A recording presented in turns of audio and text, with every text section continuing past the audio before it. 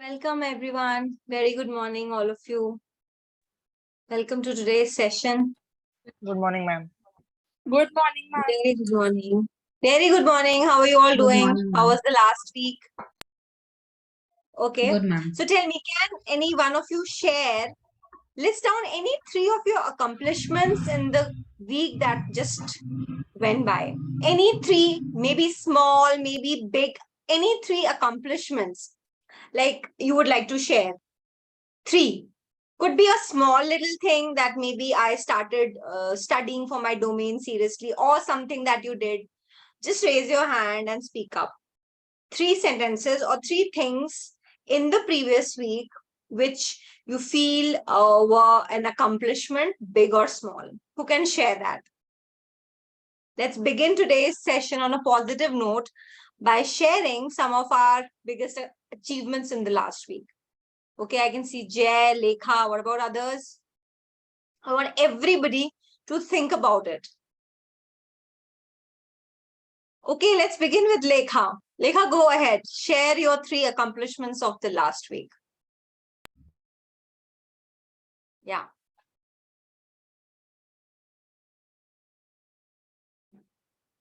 Lekha, are you I worked out unmuted? the whole.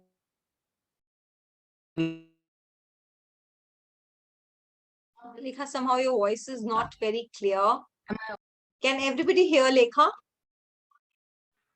now, ma'am? There is some disturbance. Okay. Yeah, I'm you're audible audible, now, but ma'am? it's coming very feeble, like very light. Not very clear to me, at least. Okay, now I've just increased the volume. Tell me. Yeah. Three things that you feel were an accomplishment from your side. I went to gym for a whole week, and Oh, wow. That's amazing. that is the Good. week. And I studied the domain classes for also whole week. So that is the two things that I have done Great. continuously this week. Wow, that's wonderful. So, health as well as taking care of your intellect, studying, good one. Thanks for sharing Yeah. that, Lekha. I hope it was an inspiration for many. Okay, Rishita, go Thank ahead. you. Rishita and then Jay. We'll move in this order. Rishita, why don't you share? Good morning, ma'am. Actually, there are not many, but only one. So That's okay, that's like, all right. I have Yeah. cervical spondylitis. So doctor they always have said that you should do exercise, but I used to never do it. So I have started Okay. doing it for my neck, and That's good. for whole It's week very I was important. doing. Yeah. Yes, ma'am. So That's you have spondylitis. You have it, yes, or it's just the initial stages? ma'am. Actually, it's from very long time. Like from Oh, when I was in 10th, it started then. oh my God. And That's I a was really not aware of it. okay, okay. Yes. Yeah, so you should exercise. That's very important. Remember, in the second session, when we were discussing about the time matrix, we did have the second quadrant. And what was the second quadrant? Things that are important but not urgent. And taking care of your health, exercising, yoga, meditation, making a plan of what we want to do in the entire week comes in that quadrant. And I told you all, let's spend some time over there because that is really helpful. It's important. We might neglect it for a day or two, but if we neglect that quadrant for a very long time, then the repercussion is going to be bad. And health is something we should not neglect because it's a dynamic environment. Things are changing, and especially the field that you all are about to enter or are already working in that field, you would know that high pressure. So you cannot just neglect your health. That's very important. I'm glad, Rishita, that you are actually realizing that it is important and you have started doing it. Thank you for sharing Thank that. you, ma'am. Let's hear it from Jay now. Yeah, you want to say something else? No, ma'am. Thank you. Welcome. Okay, Jay, I had seen Jay had also raised his hand. Good morning, ma'am. Good morning, everyone. So last week, currently I'm pursuing my MBA. So currently I'm in a last phase of research phase. So I have to do a research on the topic which I have selected. So it was a first experience for me to do a research like academic research. So Okay. the university has told us gave many instruction like citation style. So we have to use Yeah, Harvard. yeah. So it was very They new gave, for me to yeah. academic writing. Mhm. Yes, yes. So It's very I different from the normal writing that we yes have. yes. Yeah. Yeah. So I completed my first step. I have Mhm. completed in last week. I have completed my research proposal. I have also Okay. first I selected my topic. So research proposal is the very first stage. Now you will begin with the research. Research proposal comes first, right, Jay? Yes, So ma'am. you For are done with that. Now your research will start. Okay, yes, that's yes. excellent. Good. Yeah. So in Thank you. case later on, if ever you want to do a PhD, all this is going to really help because citations and all are heavily required when you do a PhD. So you follow the APA6 format for your citations and all? No, ma'am. Harvard style. Okay. Okay. Okay. When you do PhD, generally it is the APA6 style that is used. Like how do you Yeah. cite? Where do you put the name, the number and all that? Okay. Right. Very good. That's of course a very good learning and wish you all the best for that. So Yes, let's ma'am. begin on Thank that you. note. I hope everybody has their accomplishments. Okay, another question is asked during the interview. See, everything that I asked is somewhere related. And this is on the spot thinking. I asked you in the last week, a question that comes up in the interview and might come up in the mocks also is like till date in your academic career or in your professional career or maybe while you were doing your internship, articleship or whatever, which do you feel was your biggest accomplishment till now? So, whenever you are answering this, remember the technique that we always follow, the IBC formula, a little intro, then telling you the message, what exactly I did, and what is the conclusion. What was your learning from that entire thing that happened? Why do you feel it is an accomplishment? And with every answer, you can actually highlight some qualities about you. All right. So like Rishita shared about her health. So she could just add on a line that just told me that being disciplined is so important and not neglecting health. So that made me very conscious. Just like who's the first person who shared? I'm really sorry, the name skipped from my mind. She shared she went to the gym. So she could just highlight how important it is that after going to 1 week of gym, she feels her stress levels are lower and she's able to focus better on her studies. You can just add on a line in the conclusion part and highlight some of your strengths. Say this kind of a question is asked during the interview. All right. So with this, we move into today's session, which is perfecting and curating communication. So today's session is going to be a very practical experiential session, as in where you all would be participating and giving a lot of speeches today on the basis of the second and the third sessions that we have done. In the second session, we focused on a style of speaking, public speaking, which was how to create your own story and frame it and present it in front of people, how you can articulate your answers better, how to speak in a manner that you are impactful and you are able to impress the people you are addressing. In the case of an interview, you are able to create an impact in that half an hour to 1 hour in front of the interviewer. We did that and then we moved into the next session. Again, what did we discuss? We focused on how to articulate, what were the cardinals, what are the basics of communication, how we can improve on that. And in today's session, we'll be talking about one more technique, which is very useful for answering certain questions in the interview. The first technique, remember the IBC, and another technique I will tell you, which is something that you all have to remember now when you come for the HR mocks or you go for the final interview of the company. Majority of the questions that are asked, almost it is says 70% of the questions that are asked are behavioral questions or situational questions, like and picked up from your resume, which we would be creating in the next session. They are just the questions are picked up from there. So how do you frame the answers to those questions is what we are going to discuss today. And also I will give you certain topics to discuss, to write, and you are going to present it today in the class. Along with that, in the second half, today you will get a feedback, not just from me. I generally, when you speak, I give you a feedback. How did you speak? Are there certain improvements that are required? You will also get a feedback from your batchmates, from your peer group, the people who are there with you. They will also give a feedback about how you spoke. All right. And they can ask you questions also. So that will be in the second half. First half, we'll focus on how to curate and perfect our answers during the interview or while we are talking.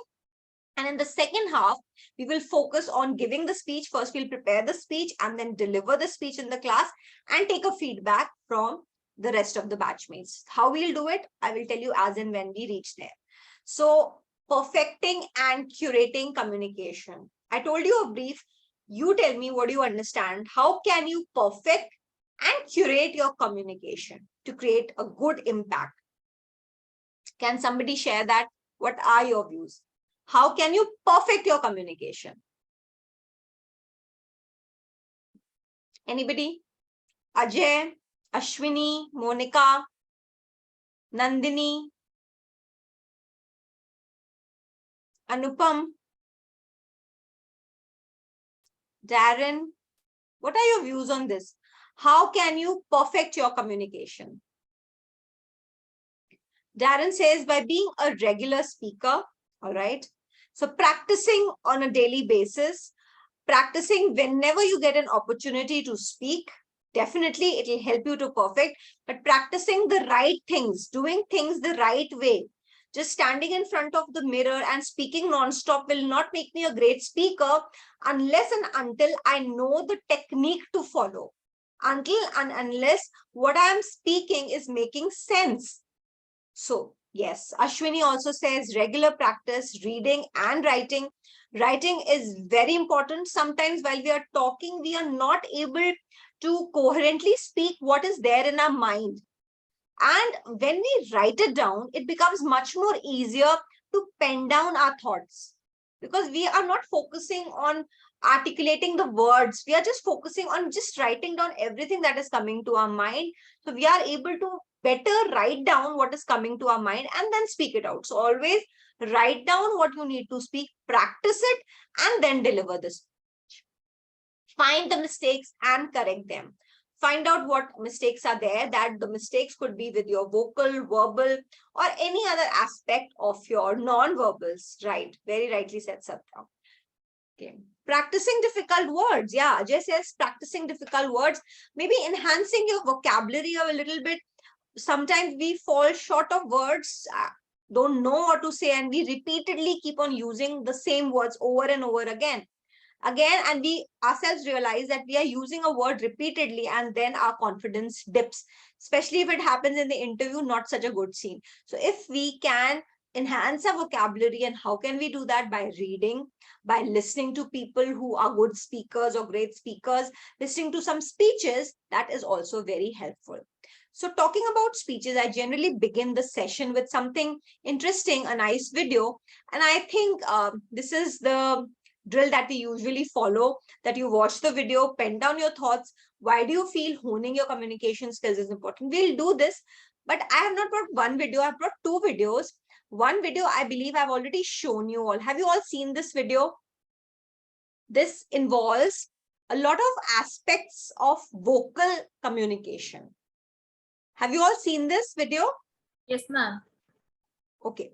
So I hope you all remember, because this is one video I want you all to watch again, not right now, but watch it later and see how you can use your voice to your benefit. Now, along with the vocals in a voice, there is something else which adds on. And this video I've brought for you because I feel a lot of times while we are standing in front of people, maybe in our college, university, or in the presentation in our office, we do not focus on that aspect, which is a non-verbal.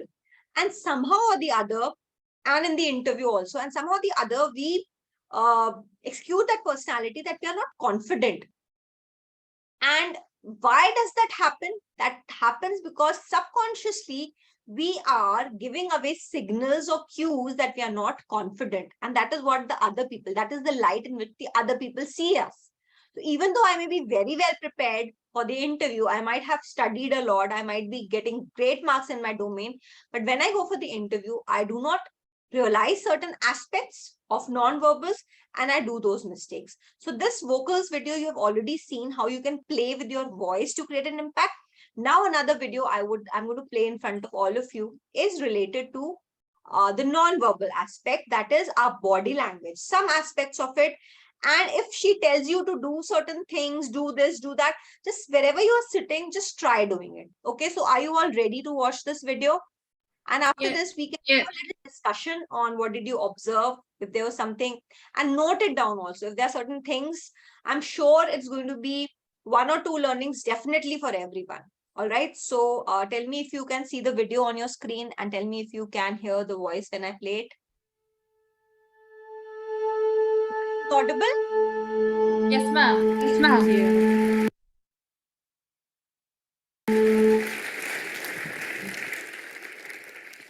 So have you ever had one of those buttons pop up on your computer screen that says, software update available? Do you want to install it now? Well, our computers use programs to process vast amounts of information. And programmers know that if we're running faulty programs, we get faulty results. And this is why we have the upgrade process for our computers. Well, it turns out your subconscious works much the same way. In fact, our subconscious will process up to 40 million pieces of information every single second. And in order to process those huge amounts of information, our subconscious chooses programs. And the thing is, we've been choosing those programs since we were a child. And now as an adult, we may still be running the same programs and getting messy results in our life. So who wants an upgrade button for their subconscious programming? I have figured out how to access mine, and that's what I want to share with you. So I want you to play with me here for a minute. Everybody, fold your arms. Good, now look down and see which arm is on top. Okay, unfold them. Now fold them back with the other arm on top.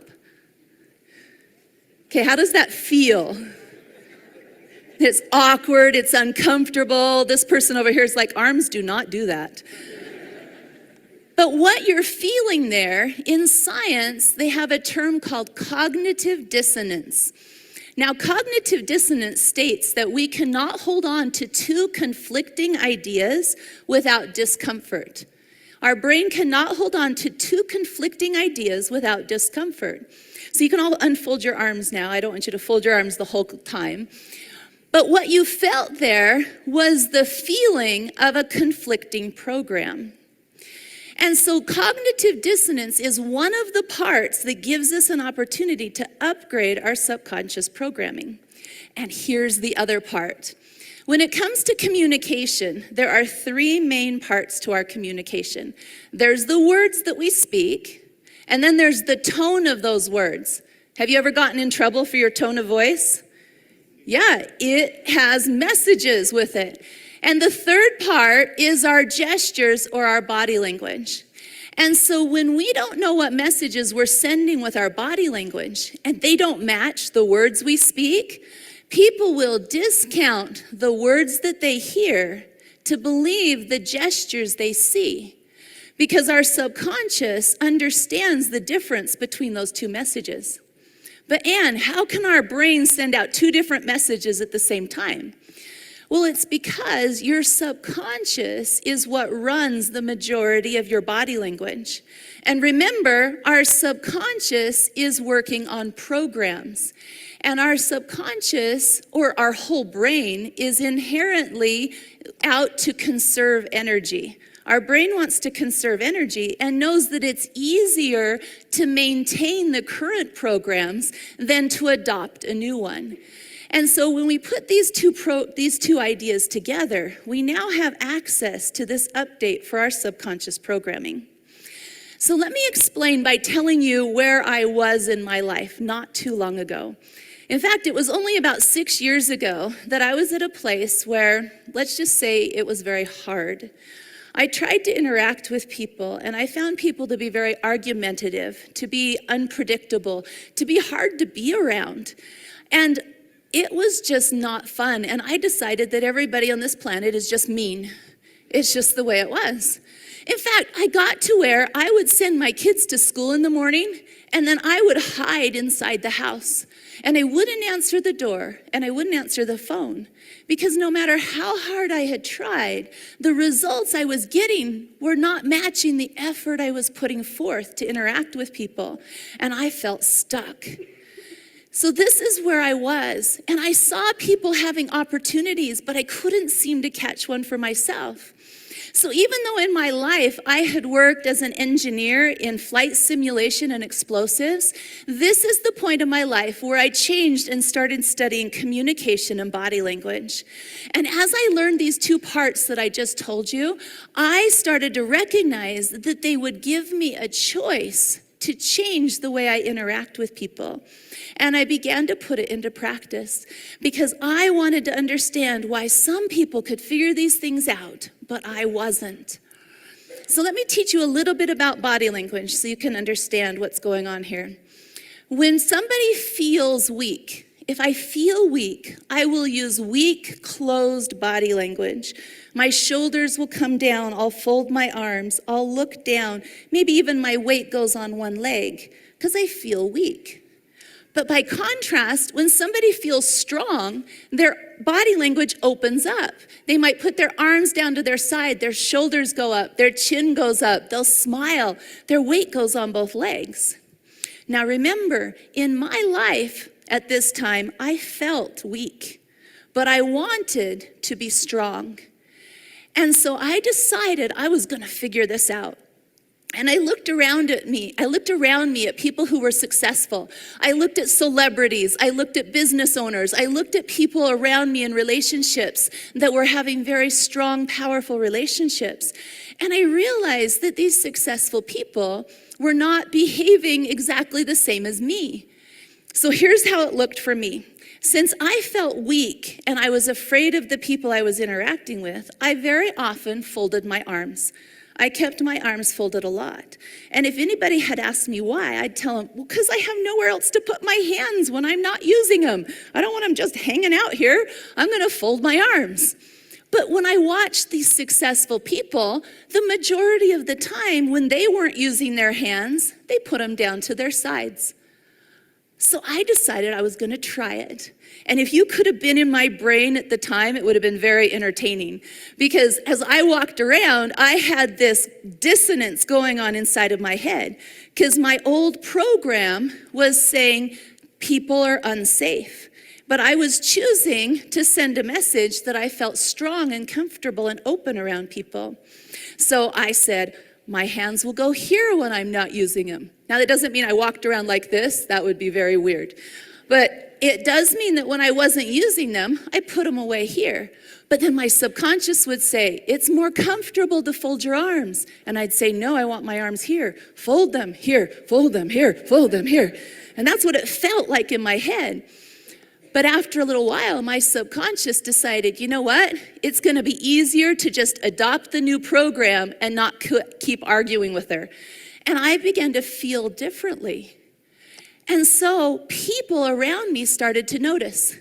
Now you can feel this with me right now. Some of you may have heard of this scientific term. It's called gravity. You heard of that one? It pulls down on us really well. And during the day, it likes to pull down on our shoulders and pull down on our chin. So everybody, let your shoulders come down and your chin come down. Now, how does that feel? People tell me it feels tired, it feels burdened, it feels depressed. But now, instead, pull your shoulders back up and pull your chin just above level. Now, how does that feel? It feels empowered, like I'm awake, I can do it. You've just felt the difference in changing or choosing a new program.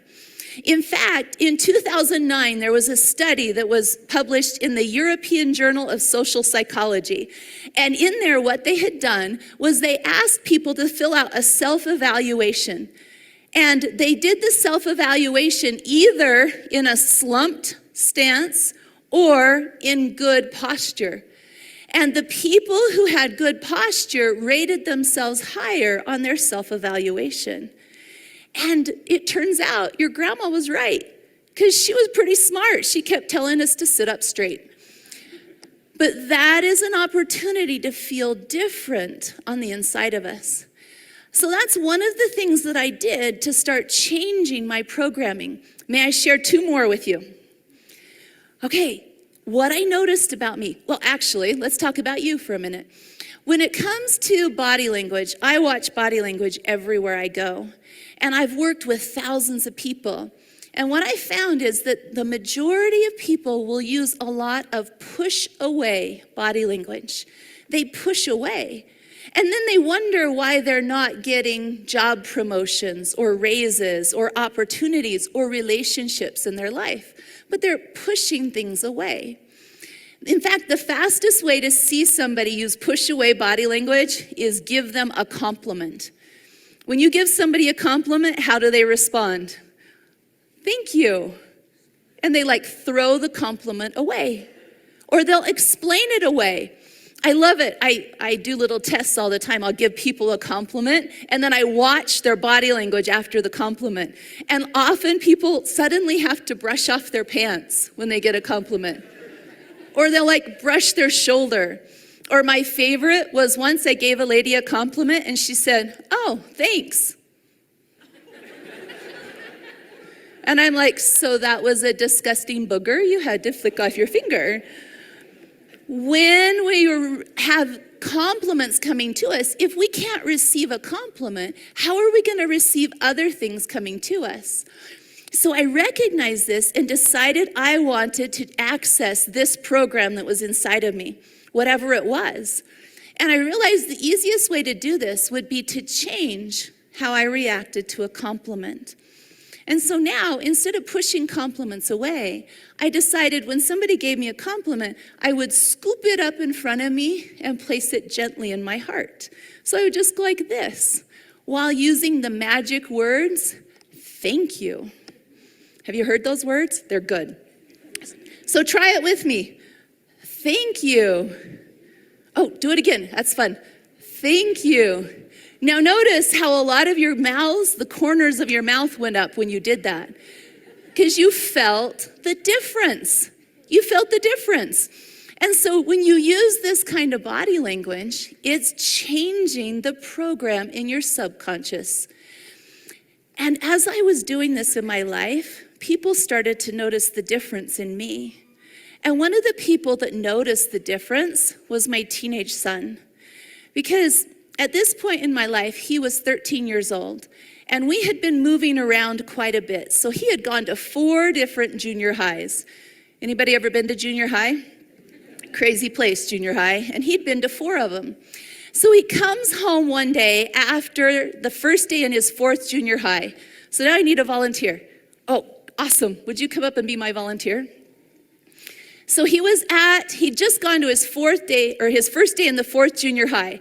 So what I'm wanting from you is I need really great teenage boy body language.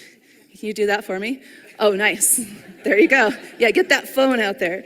Okay, so let's put that away for just a second, but fold your arms for me and just freeze, but turn this way so everybody can see you. Is anybody ever seen a teenager before? That's pretty good body language. Yeah, exactly. So here's my teenager, and he's standing like this, and he goes, "Mom, tell me why the kids keep picking on me." And I'm like, "Ooh, all right, I'll tell you. I'll help you with that." And he's like, "Is it body language?" And I said, "Yes, dear, that's what I do."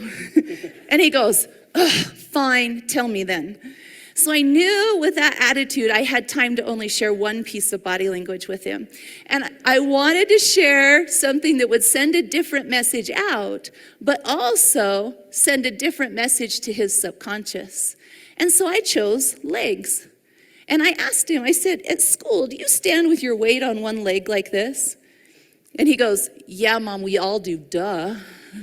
And I'm like, "Well, Mr. Attitude, did you know when you stand with your weight like this, it sends a weak message. It sends a message you feel weak and that you could be easily knocked off balance." So I said, "Instead, if you'll come put your weight on both legs, When you're at your locker or up in front of the class, now this will send the message that you're strong in your foundation and people will treat you differently.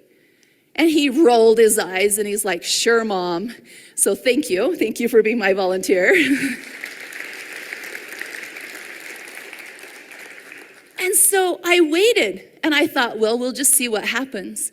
And it wasn't maybe 2 weeks later, he comes home and he walks in the house. And when he saw me, I could tell he had something he wasn't quite ready to share with me yet.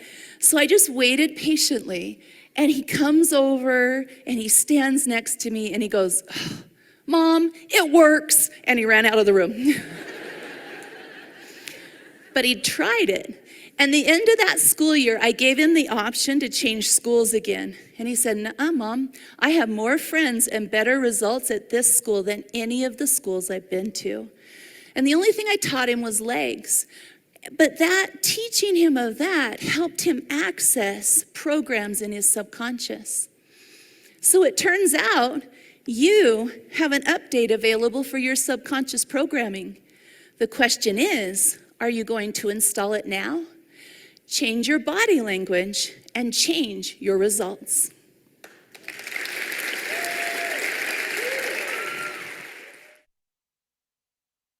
Okay, so did you all watch it? Were there any learnings from the video? Do you think that there are certain aspects you can actually implement in your lives to improve it? Improve on the aspects of body language? I personally found it very important, like especially the part where it says that how to stand, and we unconsciously sometimes we stand on one side, like put all the weight on one side and we stand like that because it looks more comfortable. However, standing on 2 feet actually shows that we are more confident, and that really works. For me, that one thing really changed. I mean, there are so many other aspects to body language, but somehow this video has some important learnings in it. So over to you all. What do you think?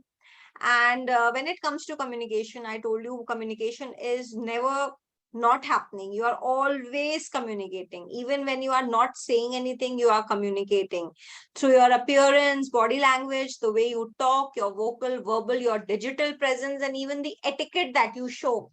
Whether it's an online session or an online interview, or you are sitting offline in a classroom setting, or you are in front of people in a conference, in your organization, wherever. So you are never not communicating. So I have a set of questions for you all. Write down your thoughts upon the video. What did you think? That was the video impactful in some way? Do you think honing your communication skills are important? And how do you plan to do that? Just answer these 3 questions.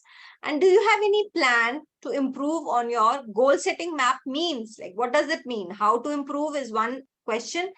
Goal setting map means that I have this target in my mind that I want to become very comfortable speaking in front of people. So how do I do that? My goal setting map says that, okay, by the end of this week, I will prepare a speech and deliver it in front of my family members. That's it. The next week, I'm going to invite my friends over and deliver a speech in front of them. In the 3rd week, I plan to expand this and maybe call a few relatives and everybody around. Maybe there is a get together or a festival is there. There I will give a little speech in front of them. And by the end of this month or the next month, I'm going to approach my college or some institute where I would want to deliver a speech in an auditorium full of students or some people. So that's what my goal setting map is, to becoming a good public speaker. Maybe then later on, somebody wants to become a TED Talk speaker or a public speaker or a motivational speaker. But this is the goal setting. This is an example. Before you even ask me, what does this mean? And how is this question different from the 3rd question? This is what a goal setting map is. That is, you have your goals in place. This is how you want to approach it. All right. So you have 5 minutes. Pen down your thoughts upon this video and answer these questions, and simply raise your hand and take the opportunity of speaking up. Just raise your hand as soon as you're ready.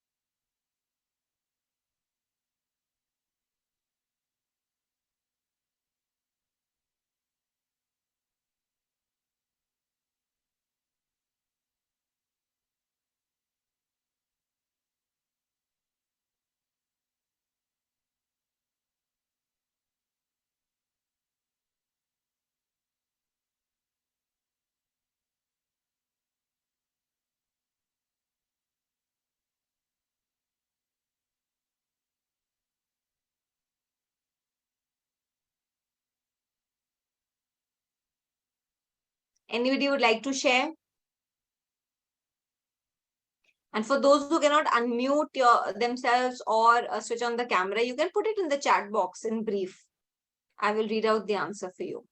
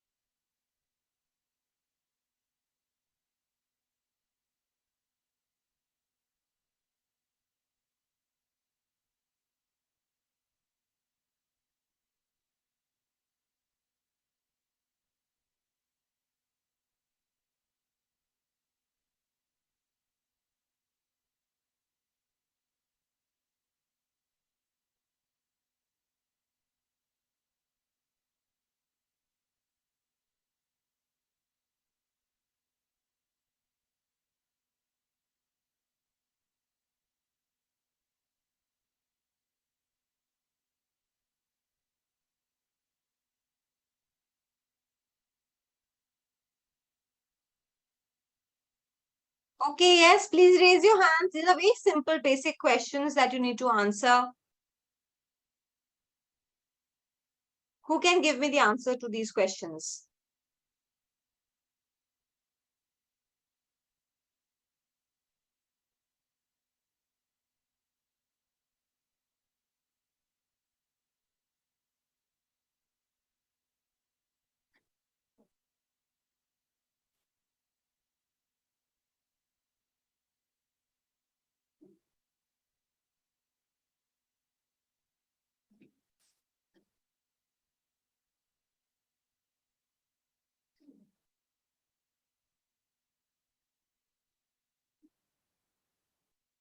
Yes, please answer this question.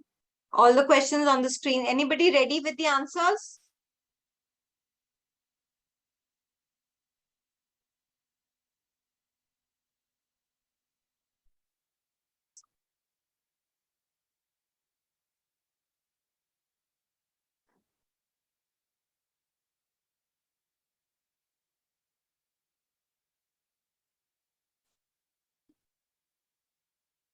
Srinath, Simpu, you need to participate in the class and give answers. They are very basic. This is a video and you just need to tell me what you liked about it and how do you plan on improving your communication.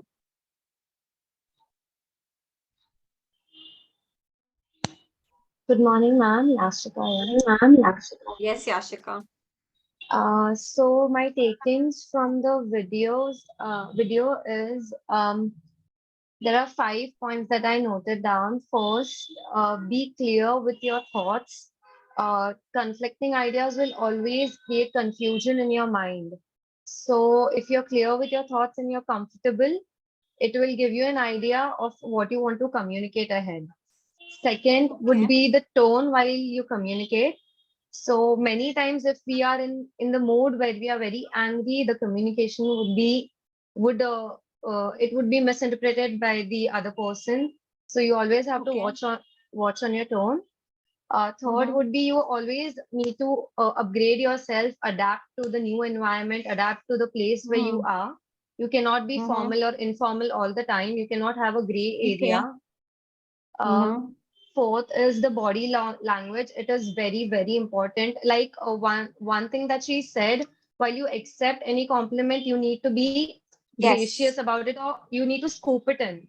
So that Yeah. thing I really like. That many people throw Yeah. attitude that it's okay, thanks, and all of that.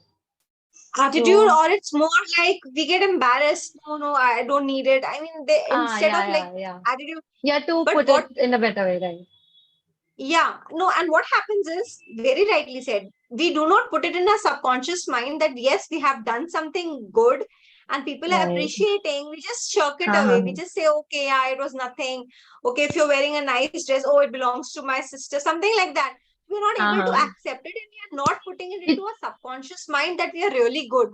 And if we tell right. ourselves that we are good, then we are in fact putting in more efforts to improve, enhance our skills. True.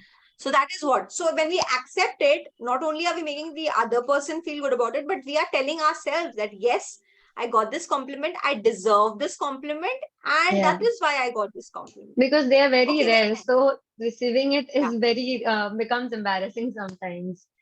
Yeah. So like we just to show ourselves as too humble, we sometimes say, no, it was Right, okay, it was yeah, nothing, I did nothing like. But no, we should take it, take the right, compliment, accept it right. that you did something great. One more very important, interesting point you said that whenever you are angry and we are talking in that anger, that comes across that something will happen there. People will not get the right message, and we might go wrong over there. What is the solution to that? Is it possible that we don't ever get angry? We are all human, we are not machines.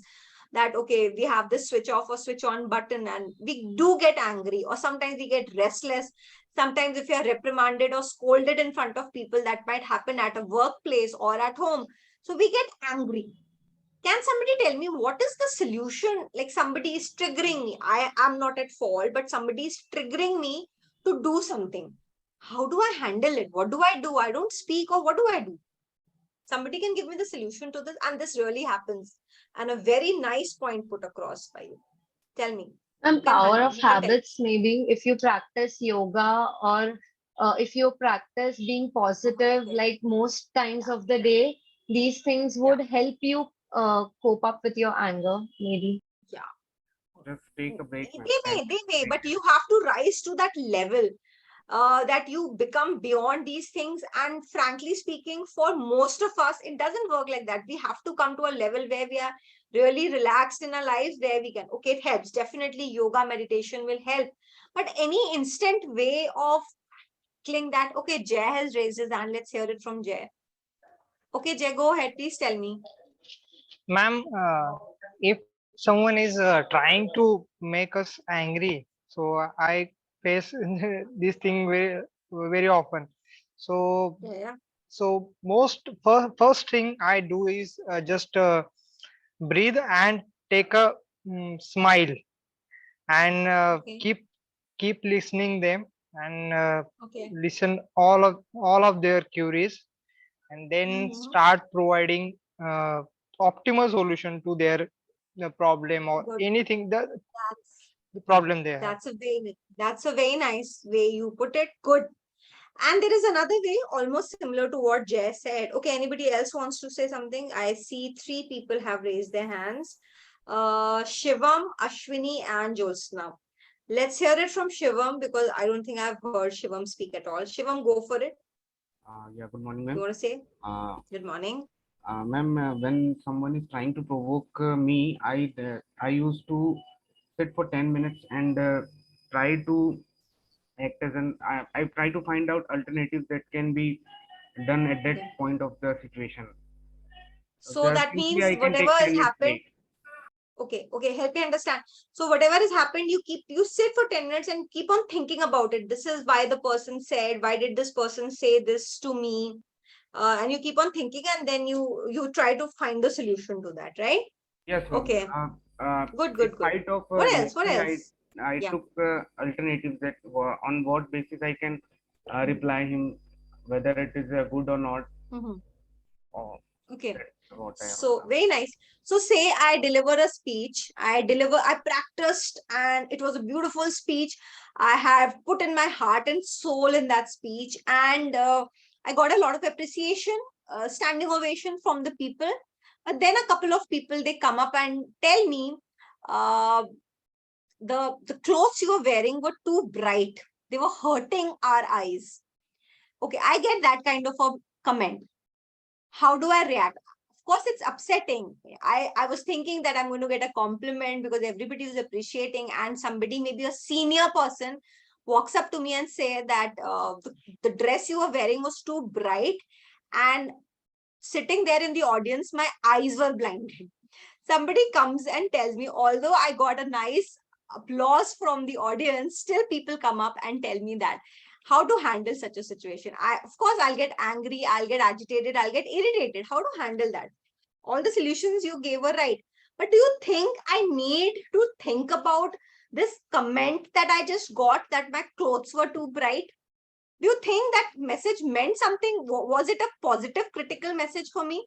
Or was it just somebody who's irritated and wanted to send me, maybe was not happy with the applause that I got? Does it happen to you all? Has it happened that a comment or something will come which is totally irrelevant? Had it been on my speech that your speech was not structured properly, or you left out a few details in your speech, you could have done better in the speech in this way. Instead of that kind of a message, somebody coming up and telling me I was blinded by the clothes you're wearing, too bright for the occasion. How would you handle that? Happens something irrelevant, people just come up to irritate you or to trigger you. How would you handle You could stop thinking about the irrelevant message and think on the positive note. Yeah. That one Yes. negative message will not change the thing, and positive things Yeah. will. Absolutely. So out of the lot of so many people, say 90% were appreciative, 95% were appreciative, few people were not, and that too giving me such comments. So should I pay heed to such people and forget about the 95% people who are appreciating me, and I know myself that I did well, but still I get angry? I'm not saying just I get angry, it happens with everybody. What do you do in such a time when such things happen?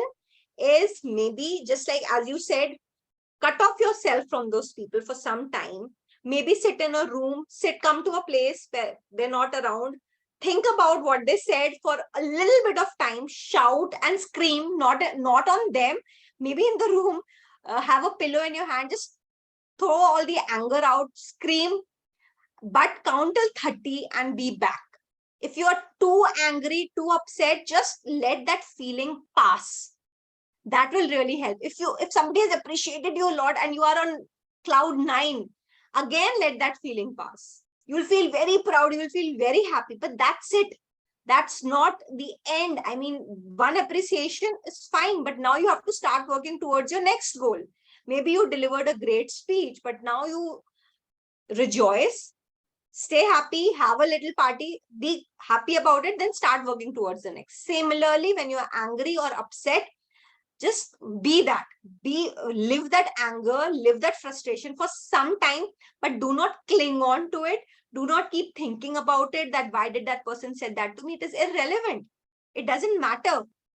And just let that feeling pass. And for some time, because we are humans, that will happen. So what you need to do is just let it out. Scream, shout, punch a pillow, or something where you don't hurt yourself. Do that, let it out, and come back again with the same mindset you had earlier, that you are going to achieve your targets. So if something like that happens, and it does happen, so a feeling of fear, a feeling of anger, such feelings, when they come up, say before an interview somebody triggered you, that sorry, you wouldn't be able to do it. Happened with me. I went for a speech for my training program, very initial days of my career. And one of my friends who was accompanying me, she came out, she rushed out and she told me, Kritika, we are in a very bad situation. I said, what happened? Everybody sitting there is a PhD. They're all doctorates and they have 15, 20 years of experience. How are you going to train them? I said, that's okay. Okay, for a few seconds, I was also in a panic mode, because that's what she triggered in me. Such senior people, and we are going to teach them communication. She was assisting me. Maybe she wanted to be in that role. So I then, for a few seconds, I also felt like, why am I even here? Then I realized that they have invited me for this session to teach communication to PhD holders, and I should take that challenge. They must have seen something in me as a fresher. Still, they are inviting me. I told her, so what, they are PhDs. I am their communication expert. I'm going to teach them how to speak correctly. So that changed my mindset, and it went on very well. I got many opportunities post that. I even went on to do my PhD later. But yes, such things might happen, and before the interview also, let that feeling pass. Know that that feeling will not be around for a long time if you let it pass. If you keep on clinging to it, why did that person say this to me? Am I really that bad? I will never be able to crack the interview. If I fail in this interview, I'll never get a chance again. Then actually is the door shut. But if you let that feeling come, flow out of the window, everything is going to be fine. Why I'm telling you this right now? Because with my other batches, I've faced that after everything is all said and done, something comes up, they get triggered and they say that we panicked in the last moment. This is what happened. That's why I'm sharing it in the initial days only. That feelings will come, people will say, sometimes you yourself will have a self-doubt. Let that feeling pass. Let that feeling just go away and then start afresh. All right. Do not cling on to it for a long time. That's what I wanted to tell you all. Okay, Ashwini, let's hear it from Ashwini. I can see Ashwini's hand raised. Good morning, ma'am. Very good morning, Ashwini. Ma'am, from the video, I learned that subconscious mind and its action tells about a person, and body language is very important Right. in time of sending message to the people. Yes. Morning communication is important because to do day-to-day communicate with people. And True. I'm plans are like identify the subconscious actions, the I'm sending negative or positive messages to the people and works on body language, put communication in regularly practice consciously. Yeah. And in CIBOP, Regularly. Yeah. regular practice on consciously. In CIBOP Yeah. helped me better communication and express my knowledge and skills during the time.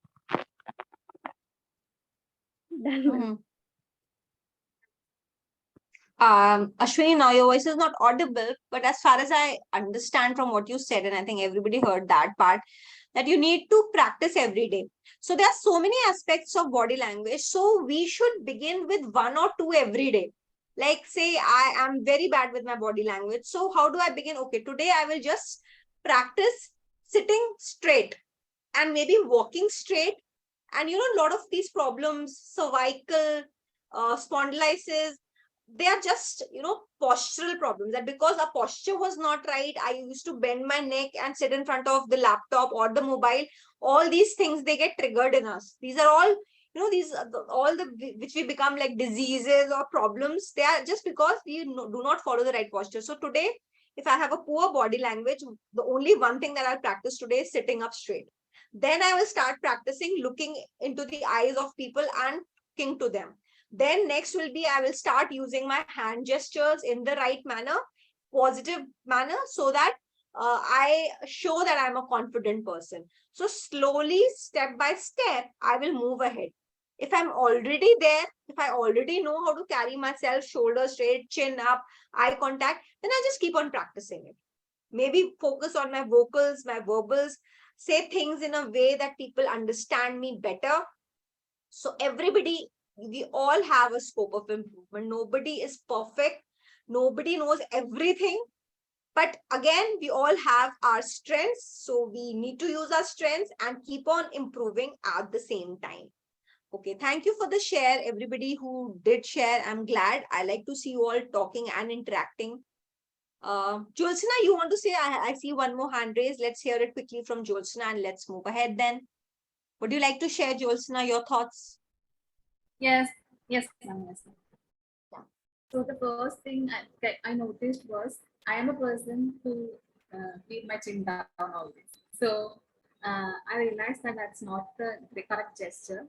So I realized to raise it and Jyotsna, I to feel. lost your voice. I cannot hear you clearly. It's coming very light. Can you come closer to the mouthpiece and speak Okay, a ma'am. little louder? Can you hear me now? Yeah, I can hear you now. Ma'am, I'm a person who keep my chin down always. So I realized that that's not a great gesture, and I give myself a command to raise it and to feel more confident. Yes. And also, I'm not a person who use my hands while talking. So by giving the right gesture, I can make my content more to give my content more impact. I can use my hand also. So I realized to use hand in the right manner. And also, I'm a person who has the speed of my speech is a bit high. Okay. So many people have told me that it is a bit confusing. While I have my speed is a bit high, they have problem to understand. No, hi, as in you speak very fast? Yes, I speak very fast, ma'am. Okay, okay. Right now you are, I think right now you are controlling and you are Yes, not I'm controlling speaking very myself. fast. But I think in the previous session also, I also pointed out that you are speaking very fast. If I have, like, if you have, but right now you are speaking at a very like a medium pace, which is easy to understand. Only I'm having some audio issues. Probably that's why your voice is not very clear. But you Yes, are ma'am, not some audio moving. issues You are are, there. yeah. So, but you are speaking at a very light pace, and also I can hear the enthusiasm in your voice. Although I cannot see, the camera is not turned on, Yes, but ma'am, now through I'm your controlling voice, you myself. are that's very good. That's the first step. You know, the first step is realizing what we are doing wrong. The second step comes improving on it. So you realize it. That's very important. If you don't realize, then we are not able to take the action. And you're taking the action. I'm happy. So I know by the time you're sitting for the interview, everything will be in control. Yes. Nice. Okay. Yeah. Good, good, good. Thank I appreciate your efforts. All right. Anything else? Should we move ahead? Okay. So that was an interesting video, and I really like to hear all the feedbacks that you people gave. Okay, now we come to a little discussion that part of it we have already done, and part of it we will do now, which is how to frame certain answers during the interviews. How do we answer certain questions in the interview? So what was the first formula that I shared with you all? Can everybody tell me what was the first formula? Yes? IBC. IBC. So whenever we are giving any answers in the interview, remember to use this formula to give the answer, whether it is a domain related question or it is any general question about your soft skills, general awareness, current market trends. Use this formula. Is there any other formula that we can use? I'm going to be sharing with you all now. Please keep this in mind. This is very important. Lot of questions come up in the interview, which we call as the situational questions. These questions are the situational questions. They are also referred to as behavioral questions. Now, why are these questions asked and what do they sound like? Let me tell you. These questions, which are the star, which is the situational or the behavioral question, they sound like a normal chit chat or a normal conversation over coffee. Like, tell me about a time when you made a mistake. Tell me about a time when you showed your leadership skills. Tell me about a time when you worked in a team and what happened exactly. So it sounds like everything is very normal and doesn't sound like it is an interview question. But these are the tricky questions, and these are the places where we Yes, Srishti, star approach is what we use to answer such questions, very rightly said. So situational questions are answered using this technique. But remember, these are very tricky questions. And through these questions, we are actually trying to show to them that there are certain qualities, strengths in us, which would be useful when we start working. Why are situational questions asked? They are asked to see whether you have handled certain situations in the past and would you be able to handle them also in the future. That is why these questions are asked, and they are very important questions. How do we answer such questions? We answer such questions using the technique, which is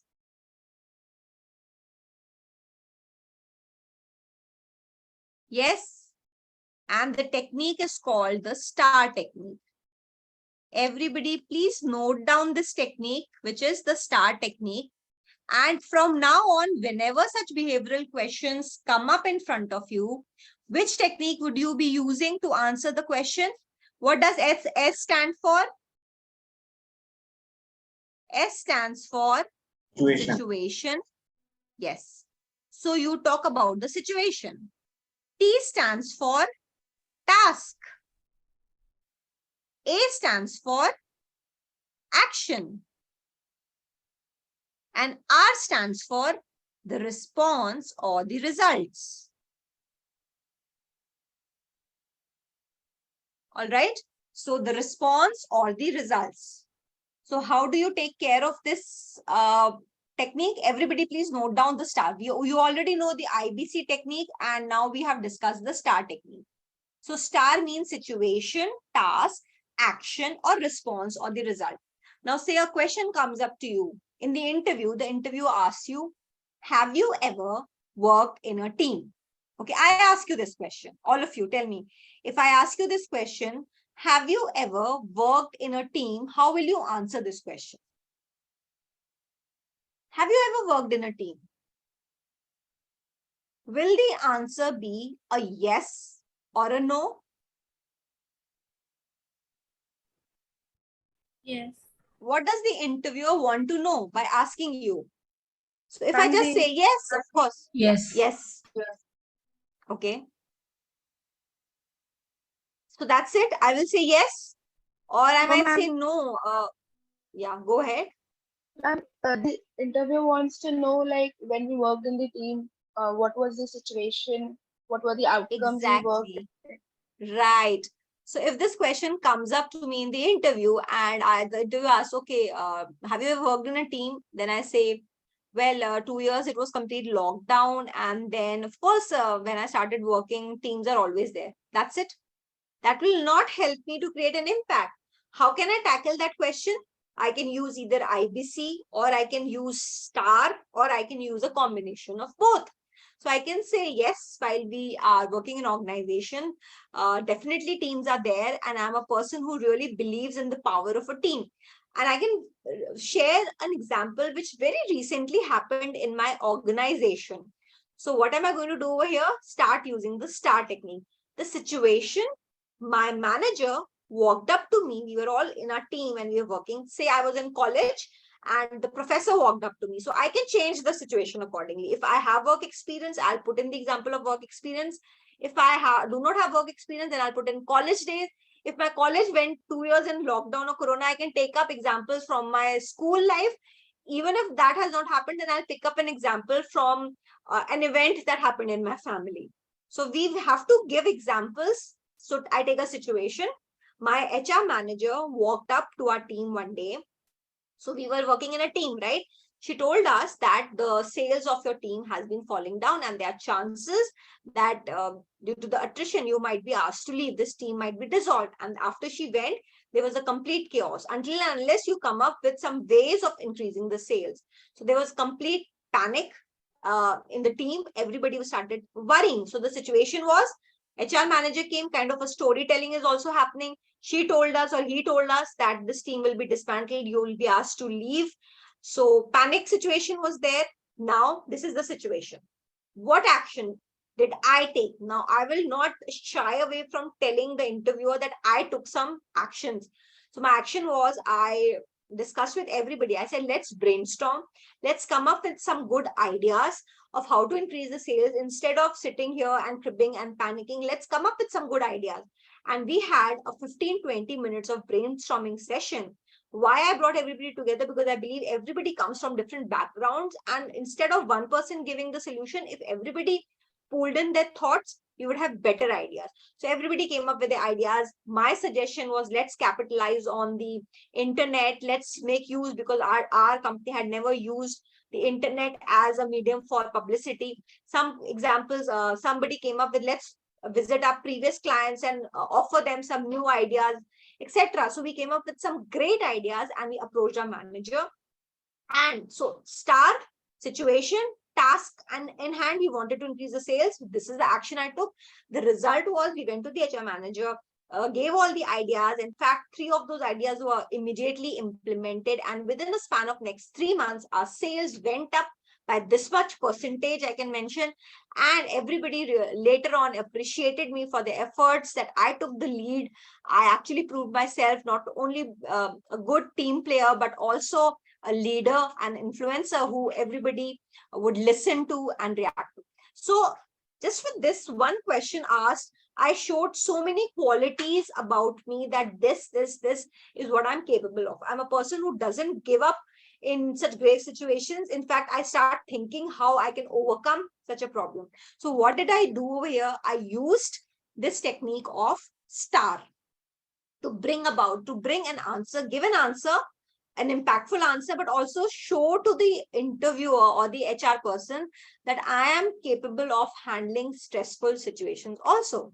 So STAR technique: situation, task, action, result. Instead of getting confused, what do I say? Okay, have you ever gone beyond the call of duty and did something? I say, take the same example. So I said, yeah, once I did something that improved the sales of my team by 12%, and everybody was saved from being thrown out of the organization. So I begin with the result, and then I say, okay, what happened was that once the manager told, so this is not sounding convincing also. So step by step, if I move, if I follow a formula or a structure, and I start from the very beginning, this was the situation, this was the task in hand, this was the 1, 2, 3 actions I took, results 1, 2, 3 results, and I personally add on one more point to the star. I add on the learning also. So my learning from this entire thing was that never give up in such situations. A team, now say the question was related to team, I'll say the team always work. A team together will perform better than a single person alone, because remember, the interviewer asked you about teams. If the interviewer asked you about leadership, then maybe I would put in frame those words towards the learning aspect. So do you think this is going to help to create an impact and give you a formula, give you a this is a technique which will help you to think what to say and say it in a manner that creates an impact. So no more confusion as to how to formulate my answers while talking. All right, everybody understood? Yes, ma'am. So, okay. So is there any other way? Just a second.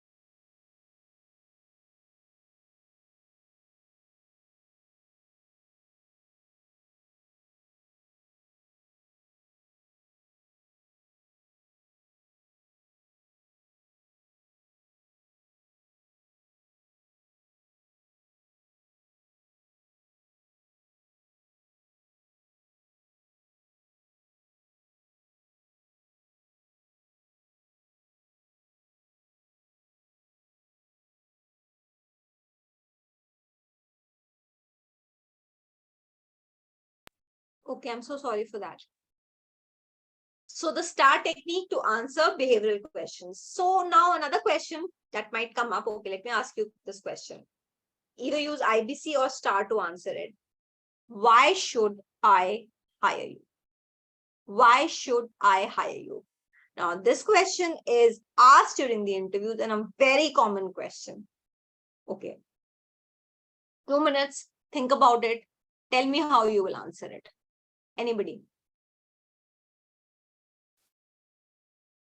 Come on, this is a very common question. Why should I hire you?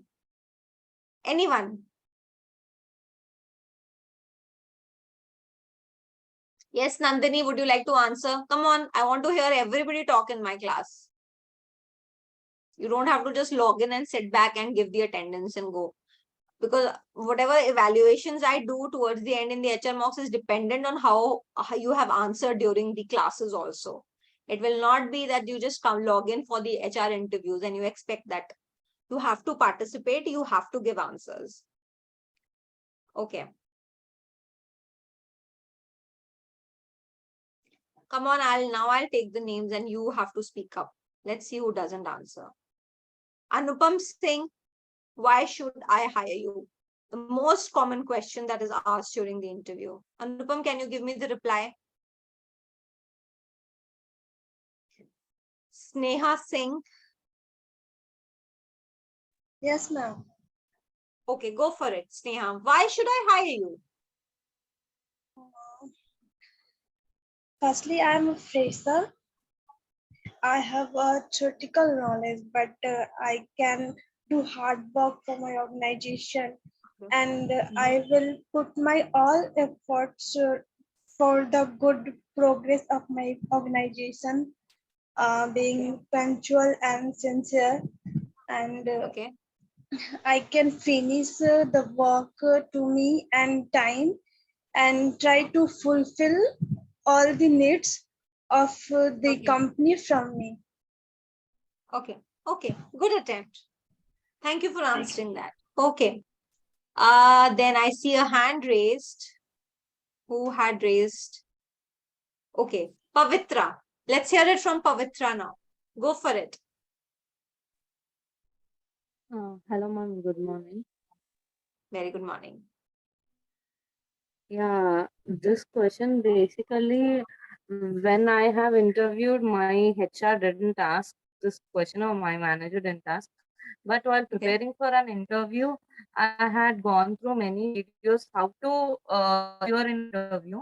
In that videos, I had uh, seen a good example how to answer the question, and they basically explained you should answer it technically as well as professionally also. Being in a Right. professional way, they said to Yeah. say about your analytical skills, like you are punctual, you are adaptable to the new situations, and you are a great team member, and you possess all the leadership qualities. They asked me to answer in a professional way. While coming to the technical skills, they asked me to go through the JD job description and answer in such a way that you will possess, you are mentioning the skills which are related to the qualities they want in the JD. Like if they want a Okay. account about some Yes, Pavitra, 1 second. accounts. What you are saying is exactly is right. That how do you research about giving the answer? What I am asking is, if this question is asked to you, why should I hire? Say I'm the HR manager. I'm asking you this question. I want you to frame the answer using the technique that I just shared. Just give me a 4 or 5 line answer, Okay. whatever you feel.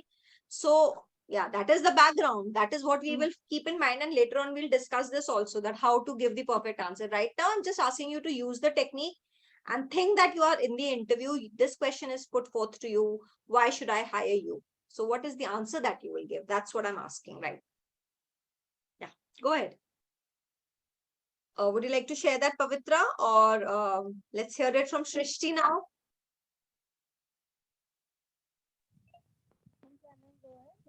Sorry, ma'am. My Yeah. Yes, Pavitra. yeah. I would be answering in this way. Hello, Mr. Rex. Um, I am very punctual to the office, and I have a very much adaptable quality where I can adapt any situation or any environment easily.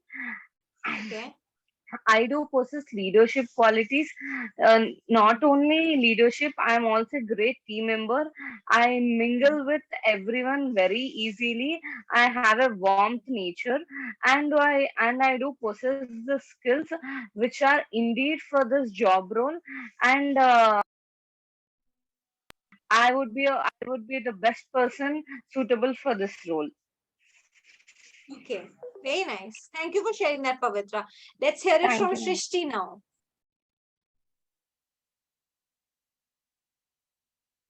Yes, Shrishti, would you ma'am. like to share? Yes, Yeah, ma'am. please go ahead. So Yeah. I would answer in this way.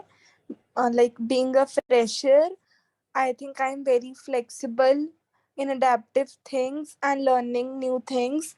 I'll be good in taking initiatives. And as in the last project in my operations, I learned about how to be collaborative when it comes to teamwork, and I also learned various leadership skills that are required for the growth of the organization. Okay. Very nice. Yes, ma'am. Good. Thank you. Thank you for the shares. So let me give you one sample, which just tell me which technique did I use. I'm going to give you the sample, one example for this particular question. Why should I hire you? Tell me if I used one of these techniques or I mixed up the techniques, just whatever comes to your mind. Okay. So this question comes up to me. Why should I hire you? Well, sir or ma'am, whoever is there, thank you for this question. And I believe there are a lot of people here, candidates for this particular job role, or sitting, if I'm there for offline, I'll say sitting outside for this role. And I believe everybody has their set of strengths, uh, which I may or may not have. However, I do come with some of my unique strengths, which are I have an excellent command over this topic of derivatives. Say the job role is for that, so I'll take that topic, whichever the job role requires. Along with that, I possess excellent communication and interpersonal skills. In the past, I've proven myself time and again to be a leader and a person, and as a capable person to whom everybody listens to. And in the past few months, I have further honed my skills doing certain certification programs and some courses where I have put to use all these skills. And now I know after joining your esteemed organization, I will not only put to test all the skills that I have learned, but further enhance them under your able guidance. Having said that, sir, I would like to bring to this thing to your notice that out of so many resumes that were sent to you, you have selected me for this round of interview. I'm sure even you have seen something in me. That is why I'm sitting here. So, this is one way I could give the answer using IBC. What did I do over here? I started by saying that there are so many people. I know that there are so many people for this job, but you have selected me. I kind of put the ball in their court that I told about my qualities. I mentioned that I have a good command over derivatives, or I can mention X, Y, Z, the other topics, AML, KYC, depending on the job role, whatever is the requirement. Then I added on a few of the soft skills that I possess. Then I went ahead and told the person in the message part, the body part, I told that I have really put these skills to practice. I have honed them further in the past few months or years. And now I feel, even though I may be a fresher or I may be a person who has experience, I know I'm ready to face the challenges of this new field in your organization, where I will put to test all that I've learned. But not only I will use them, but I know under your able guidance, I will do even better. So kind of an ego boost also for the interview, because the interview would be a 10-15 years experienced person. So if you kind of give that acknowledgement to them that I am here as a humble person who's here to learn from you, that gives a good impact. And also at the end, I said that out of so many people, you have selected my resume and I'm sitting here for the interview. That means that even you have seen something. How's that for an answer for this particular question? What do you say? Which technique did I use? And how is it for an answer? Anyone? Ma'am, IBC. Yes, it was IBC, and kind of I showed a situation also, although it was mostly IBC, but I showed a situation also where that there are people waiting. But yeah, it was moreover IBC. But how do you think? How did I frame the answer? Was it impactful? Was it better than just saying that I have this strength, this strength, this strength? Did the structure create an impact? What do you say? Yes, ma'am. Yes, ma'am. It will Yes, definitely. ma'am. So definitely using structures to give answers adds to what you are saying. It is an advantage. Domain knowledge could be same. I keep on telling you, domain knowledge could be same. Soft skills become your differentiating factor. And here, what are you going to use? The maximum you will be using soft skill is your communication. And everything how you communicate will take you ahead in the interview in a positive manner. So keep in mind whether it is, now you might say that how do we use the structure for a domain topic? So let's talk about, if you have a domain question come up in front of you, how will I use the IBC technique for answering a domain question? So even in domain question, you can use IBC. In intro, say you are asked to talk about any topic, say derivatives only. Then in introduction, you can give the definition, of course. In the body part, you can give an example, and you can give some more detailed explanation to it. In the conclusion, you can give your opinion about the topics. So even when you face your mocks or whichever question is asked, if you use the IBC technique, then you will come across as a person who knows what they are saying. Always use this formula. And if it is a situational or a behavioral question, use the STAR technique to give the answers. All right. So from now on, no just talking without it making any sense. From now on, consciously, with complete self-awareness, we will use the formulas for delivering the answers. When we come to the GD round, I will tell you some more ways in which you can articulate your answers. But as of now, for the interview perspective and for me personally, IBC technique always works. Because if you give a little intro, a little preset into what you're going to say, that shows the other person that yes, this person has a command over this particular question or topic. So always begin with an intro, then move on to the body part, and then come to the conclusion. Okay, all of you, are you with me on this? Okay. Yes. Now I have Yes, ma'am. a few. Okay, I have a few questions for you all. And these are the 6 questions. First, note down these questions. Then what I'm going to do is, I'm going to put you all into breakout rooms. Okay. There you will play the role of an interviewer and the interview. Everybody is going to prepare first the answers to these questions, not more than 1 minute for every question. Okay. So you can use the STAR technique or you can use the IBC technique to formulate the answers.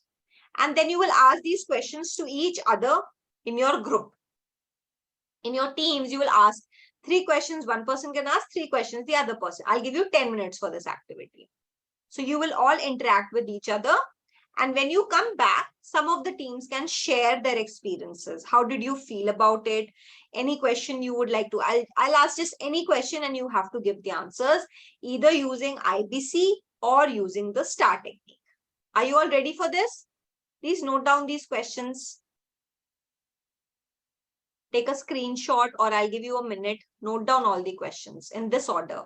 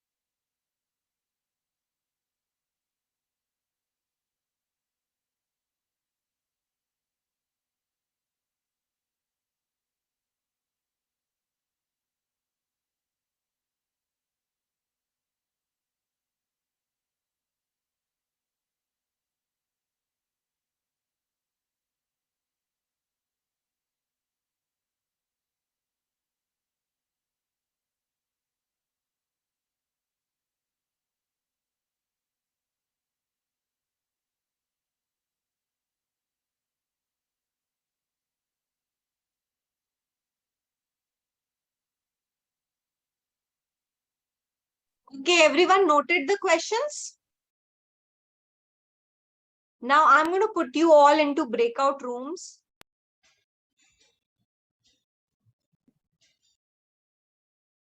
You can join your breakout rooms and there you can simply discuss these questions amongst each other.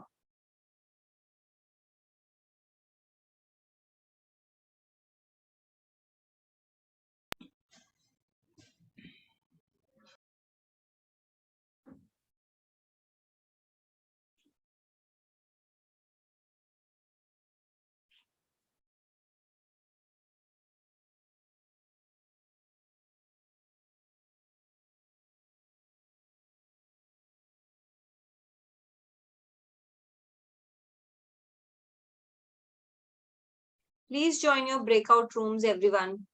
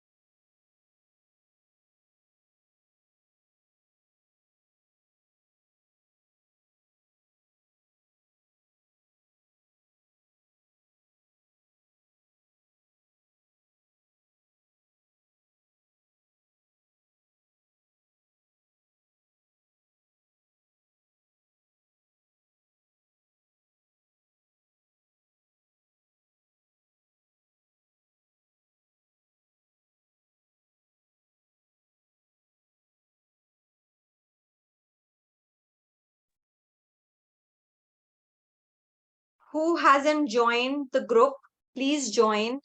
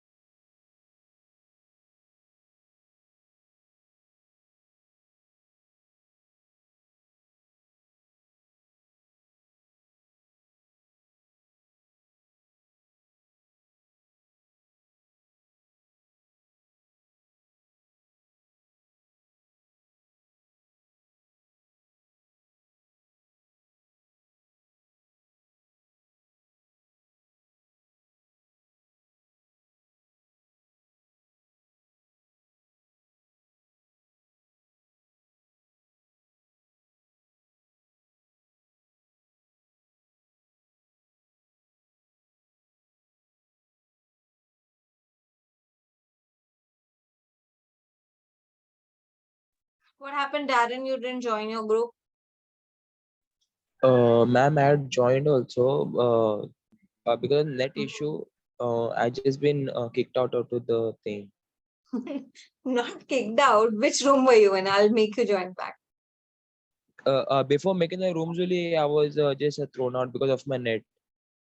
Oh, probably you were in that Pavitra's room and she did not have a partner. So I'll put you in room number 10 where Pavitra is there. So you have that question answer round with Pavitra. Okay, I'm making you join room number 10 because she was, or maybe I'll make you join room number 9 and I'll make Pavitra join back there again. That'd be better. Okay, now join.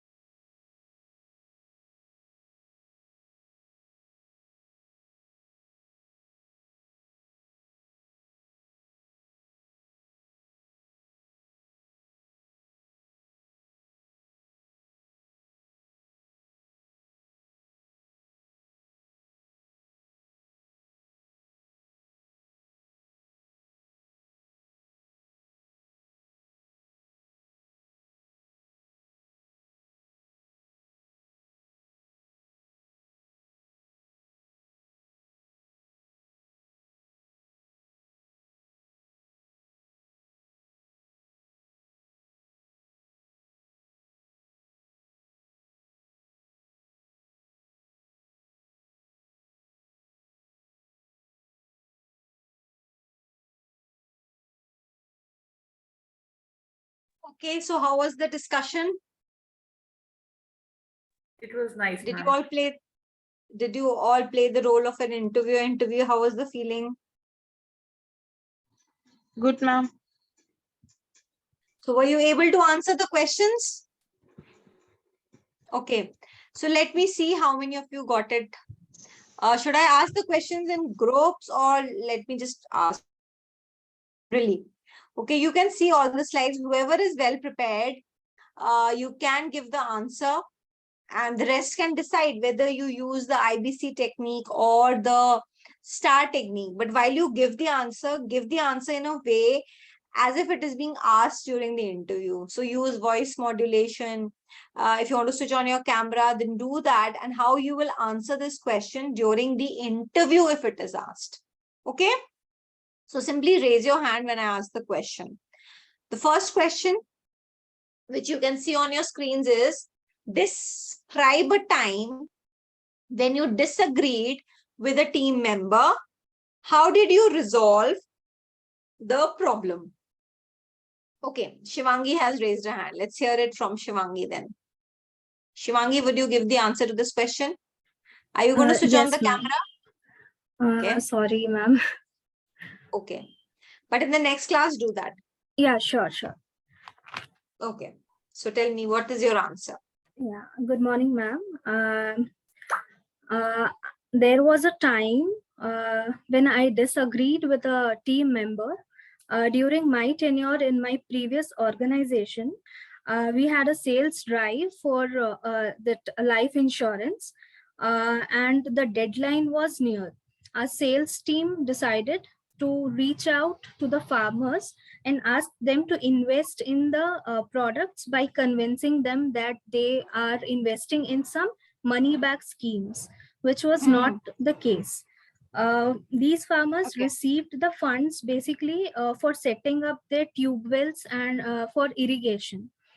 In order to achieve those targets under immense pressure from management, they decided to missell the product, which was basically unethical.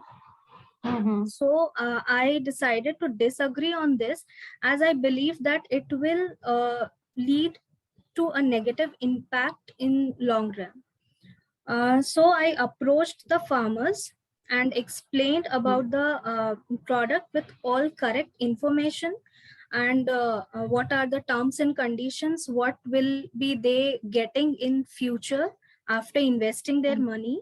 And basically I convinced them to invest, to which they agreed. Okay. Yeah, and with the help of going in an ethical way, we somehow achieved the target, not overachieved, but somehow reached the threshold at least. So, right. Yeah. So, yeah. No, continue. Yeah.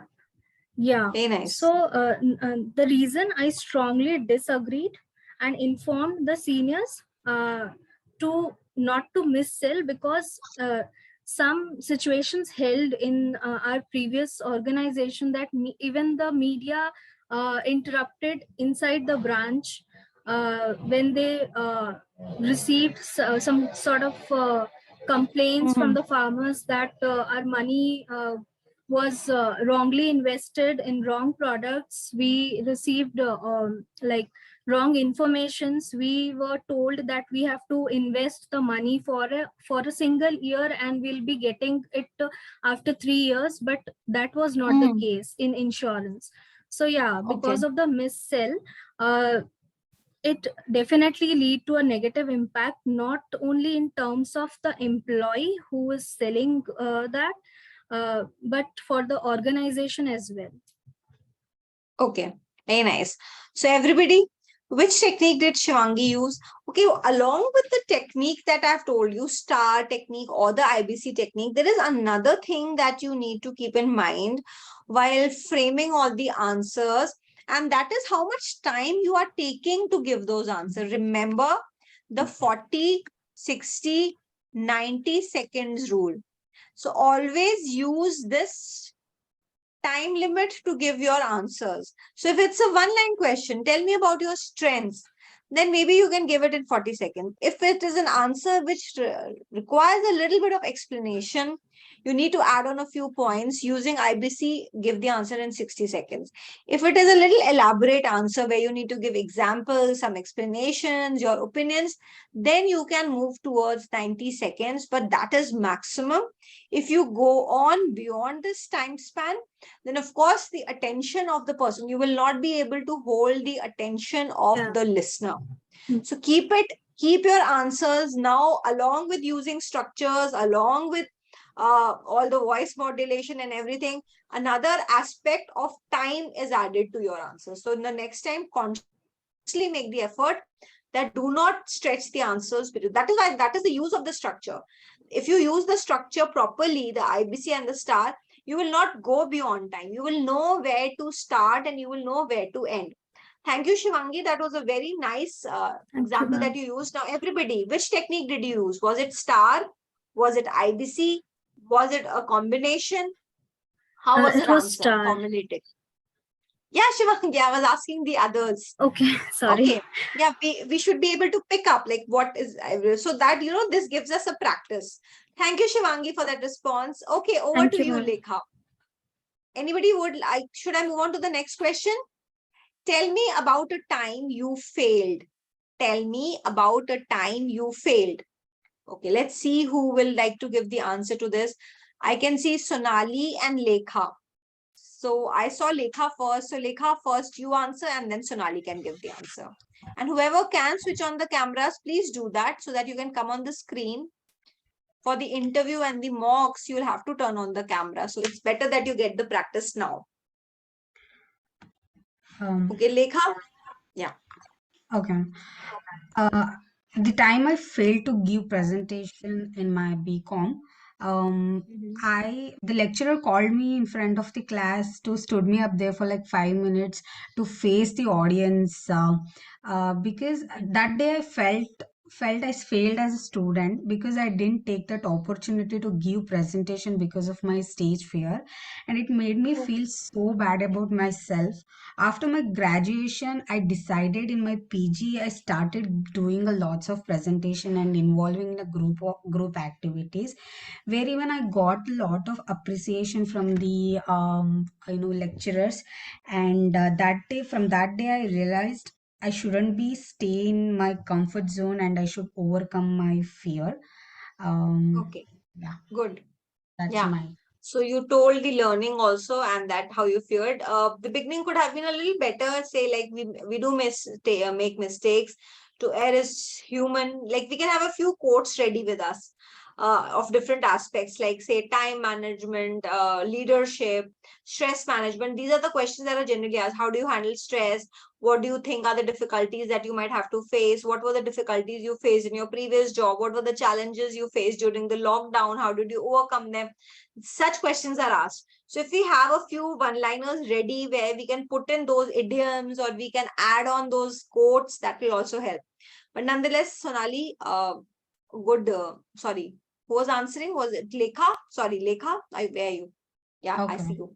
So good answer, Lekha. Everybody, which technique did she use? Was it IBC? Was it STAR? What do you think about her answer?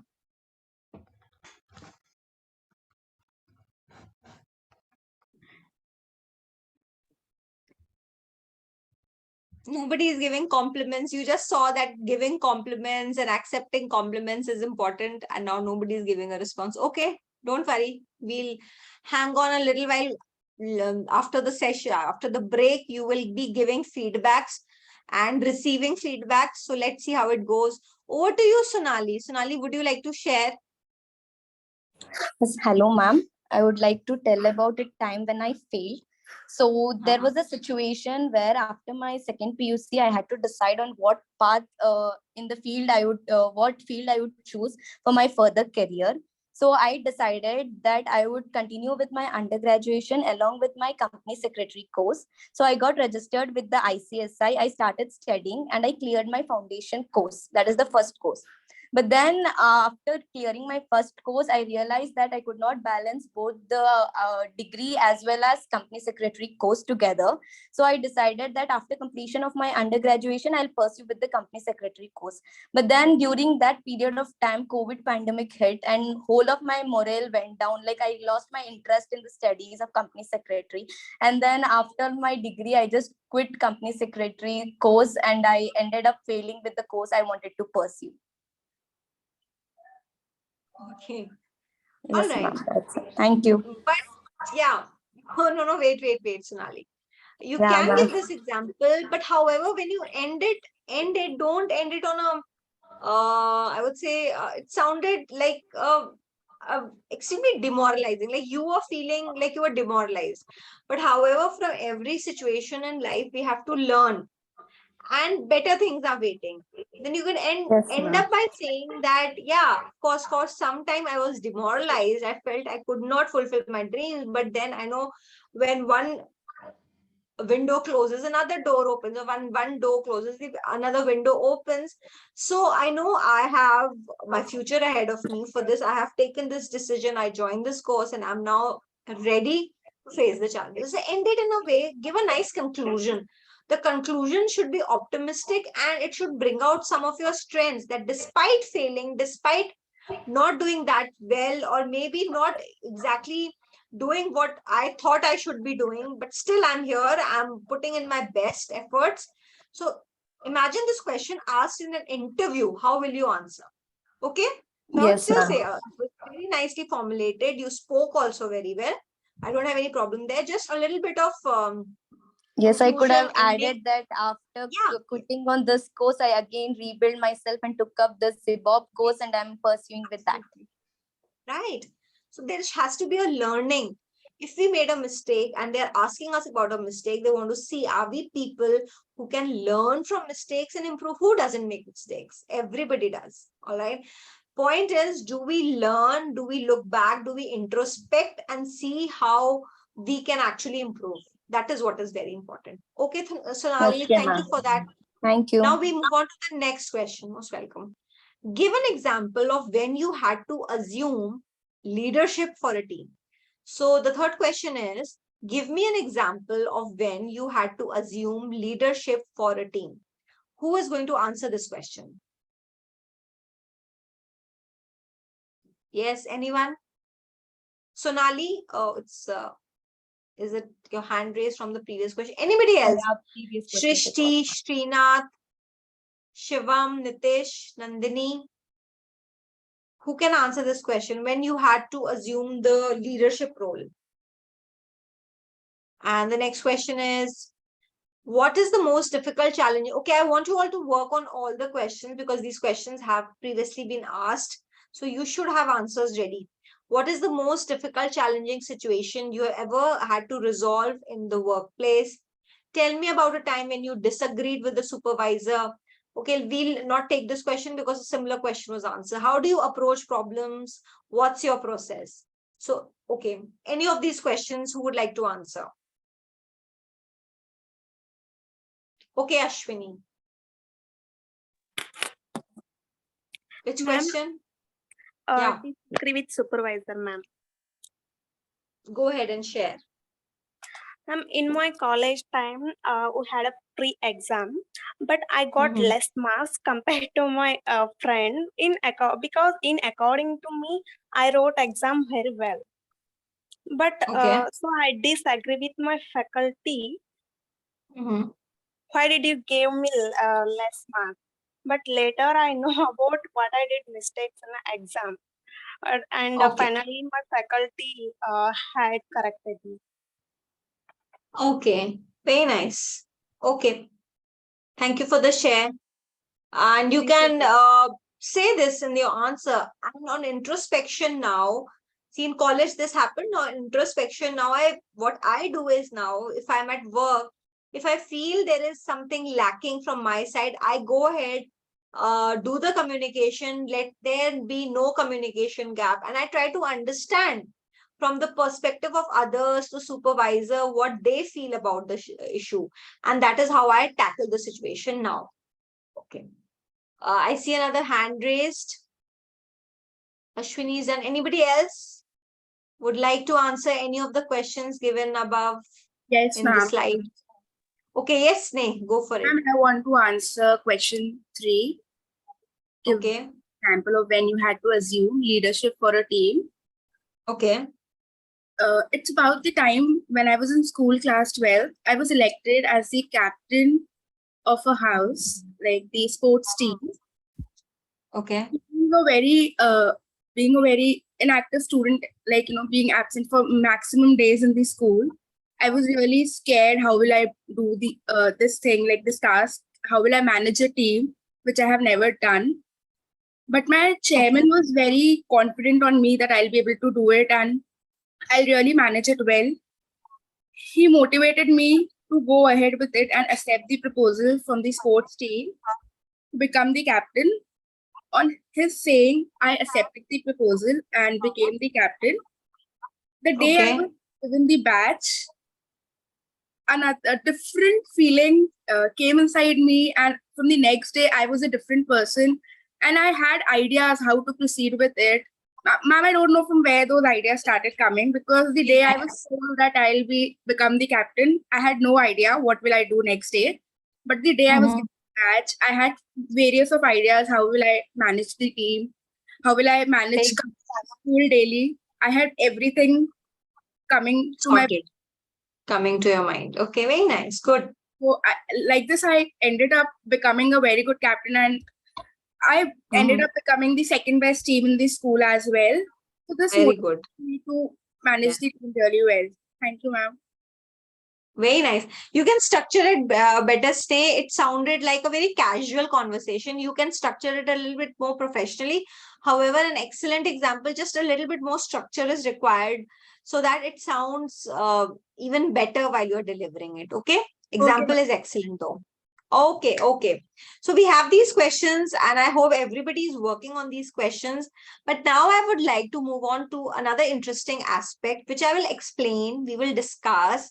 Then I will give you some time along with the break of 15 minutes because it's almost time for the break now. I know everybody must be waiting for that. But before that, a little bit discussion on what I told you in the beginning, that we will be having feedbacks today. And why are feedbacks important and why are we all so scared of feedbacks? Can anybody tell me? I told you, I shared one example of a feedback that happened to me. We all get feedbacks. So what is actually a feedback? Can somebody tell me that? What is a feedback? What is the intention of a feedback? What should be the intention of a feedback? To see it tells us where we stand. Where we stand, okay, right. Sneh? Be a positive change in the person next time. Please repeat, Sneh. I couldn't hear you clearly. One by one. Speak one by one. Yeah. Sneh, go ahead. Positive change in the person next time. Exactly. To see a positive change. Yeah. So feedbacks are to see a positive change. So if I give a feedback, that means I want to see a positive change in the person, right? But still, we are so scared of giving feedbacks and receiving. And as soon as if somebody gives us a negative feedback or a criticism, we become averse to that. We feel that, no, this person is putting a blame on me or is trying to show me down in front of people. So that happens sometimes. But such things can be avoided if we know how to give a proper feedback. There is a technique, there is a way for giving feedbacks and also receiving. You saw that, say, receive it with thank you. Do not take it personally. Think that it is for your professional reason. And you also saw how you can actually receive a feedback if it's a positive one by saying a nice thank you. So what is the technique? Why is it important for you all? Because when you start working, you will be working in teams where you will have to give feedbacks, maybe to your subordinates, people working with you, and even to sometimes to managers, you might need to give a feedback because you want improvement. So first thing is, okay, somebody else, Yashika, you are also giving an answer. Please go ahead and give me a reply. Ma'am, I'd like to answer for the question 3. If when you had to assume the leadership for a team. So yeah. Okay, now we have, sorry, no, wait. We have now closed that discussion. Now we have moved on to the second part, which is giving feedback. So in that part, you can participate and give the answer. So we are done with the questions. Now we are moving on to the second part of the session today, which is giving and receiving feedbacks. And we have started with this topic now, giving and receiving feedbacks. Very important when you start working. Feedbacks are important, as you all said, because feedbacks actually want to see some improvement. If you're giving it to your subordinate, you want to see some behavioral changes or some positive changes in the person. So that is why first the fear of feedback should go away, whether we are giving it or we are receiving it. It should be done with a positive intention.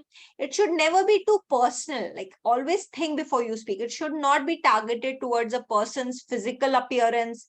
It should be related to the professional aspect only.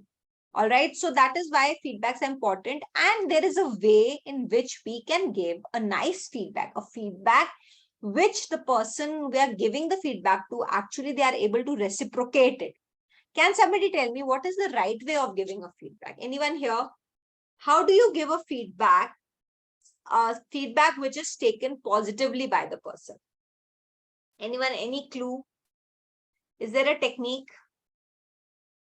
Nandini says to correct ourselves. Okay, right. So what is the way of giving a feedback so that it does not scar the other person, does not harm the other person? Remember, if a feedback, remember in our childhood days, like when we were younger as kids, if somebody kept on saying something negative, you'll never be able to do it, you'll never be able to do it, that leaves a scar on us. And for entire life, till the time we realize that because of that one sentence which my parents said or somebody else said, we are unable to do certain things in life. So that is the impact of a feedback at times, maybe done intentionally or unintentionally, because parents wants are good only, but still they feel that, okay, look at that child, that he's doing so well, she's doing so well, you are not. So it gives us this kind of a feedback. It actually scars us for life, that we are not good enough. Till the time somebody tells us that you should not believe in such automated suggestions. Don't tell yourself that you are not able to do it. Remember, so feedbacks are very important. They should not, whenever you give a feedback, it should never ever harm or dampen the spirits of the person who you are giving it to. Keep that in mind. Yes, Jay, what is the right way of giving a feedback? Ma'am, I think first we should ask the receiver that I have some feedback which will help you to improve your for example, speaking skills. Okay. So first we should have to ask a permission that he is okay with receiving feedback, and then give feedback that will help him or her to improve their skill set. Right. So Jay very rightly said, we can create an atmosphere where we can tell the other person that we want to give you a feedback. So Jay, a very important question, and this involves some etiquette also. So say there is a meeting going on and my juniors are also there, and there is one person who did, or client handling is taking place, and one person was not able to speak that properly or got irritated while handling the client. What is the right way? Should I give the feedback right there and then, or should I invite the person to my cubicle or my cabin and then tell them that this was not right what you did, and create an atmosphere where the person doesn't feel hurt? What do you say? Which is the right way? In front of everybody or in the privacy of a cubicle or a room? Ma'am, in my opinion, I will do in person in cubicle and ask him what challenges or problem he is facing while delivering or talking with a client, and then try to connect with him and ask him whether am I okay, can I help you to overcome this fear, or and then very rightly said. So generally, if it is not the need of the hour, do not do it in open. But if the need is that somebody is not handling it properly, that is when you can actually intervene and tell. Because if you are the boss, then you should not be scared. Sometimes you have to tell the person that this is where you are going wrong. However, do not take it personally. Say that I've seen you working very hard with the clients. I know this is something that happened. Can I help you with that? Very rightly said. Okay. So Rishita, let's hear it from Rishita. Yes, ma'am. So, while Yeah. giving feedback, like we should not point the negative things. Rather than we can convert into positive statement and deliver it to the person in that way. If somebody's communication is not very well, so we should not directly say to him that improve your communication.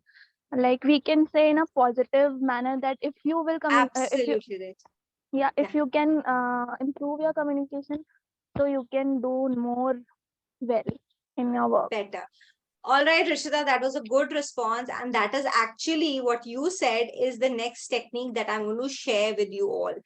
It is called the plus minus plus technique. Now, everybody from now onwards, if you have not been following it, let's follow this technique for giving a feedback to any person. What is the plus minus technique? Just like you said, do not just jump onto the negative aspect, but begin with a positive. Begin with a positive and then mention the point you want to be improved. And then again, you will end with a positive. Say for an elevator pitch, somebody gave an elevator pitch and my response could be that you framed the answer, you gave the elevator pitch following the structure, which was excellent. However, I saw that there were some grammatical errors. And if you can improve on those grammatical errors, then your speech will be even more impactful. However, I still feel you have a great scope. You can do really well if you keep on putting those efforts. So what I did was I started with a positive. Then I gave the point where I feel the improvement was required. And again, I ended with a positive. So what does it do over here? Whenever we begin with a positive, the person who's listening to us, their mind actually opens to what we are saying. If we begin with a negative, then the person listening to us shuts down their mind. It happens. If I just begin by saying, very bad, very poor use of grammar and vocabulary. But please, yeah, structure was nice and you dressed up also very appropriately. But what happened is if I started with a negative and even the tone matters, then the person just shuts down. They feel embarrassed if it is happening in front of a lot of people. So what is the technique? It is also sometimes called the sandwich feedback. There are point of contention. Some people say that if you are the manager, then you should go ahead and give criticism. You should not be scared. Not about being scared. You can give 100 points of improvements to the people, but what we want is not to demotivate them, not to make them feel like, say a fresher has just joined my company and I'm a person with 10-15 years of experience. Now the fresher begins the work and I start, this is not right, this is not right, this is what you're doing. What will happen? Will the person be motivated to work? The person will end up feeling I do nothing right and my boss hates me. And then what happened? A vicious cycle will start and the person will not be able to improve. It happens with us, right? You would have, not everybody, but some of us, many of us have experienced this in our childhood days or while we were growing up. If somebody keeps on criticizing us, we start telling ourselves that this is true. And instead of improving, we go down the rabbit hole that there is no scope of improvement. We don't want that to happen with others. So what will we do? We will use the sandwich technique to give a feedback, plus, minus, plus. Say a positive. Now, when I'm moving from positive to negative, what will I use? How will I transition? I will transition using but. But. So when we say but, that means we are moving into a negative aspect. The person mentally will be ready that yes, I'm going to be told some point of improvement. And after but and the sentence, again, I move on to the positive. Now, how will I move on to the positive? By using however.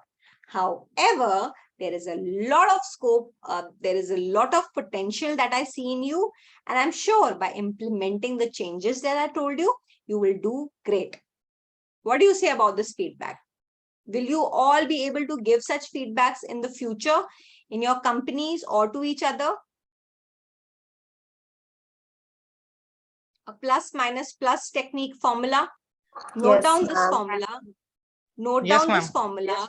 Use this technique. Start using it even in your daily lives while you are giving a feedback, so that the person who's receiving it is open to the feedback, and also they take it in a positive manner so that they can actually improve.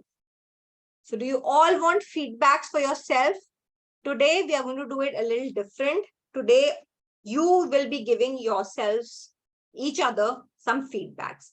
But before that, you will prepare a speech for which I'm going to give you 20 minutes. And then we'll have a 15 minutes break post that. So I'm going to give you some topics, some very interesting topics, but you don't have to work on it alone. Okay, remember we discussed these things in the previous class, how to articulate better. Just this is for a recap. And I'm going to divide you all into 10 groups, and two groups will be taking these topics. You will research, prepare a little 1-minute speech for each of the topics, 1 minute each. And you don't have to go into the details. These are very important topics, ongoing topics, current topics, which you should be aware of.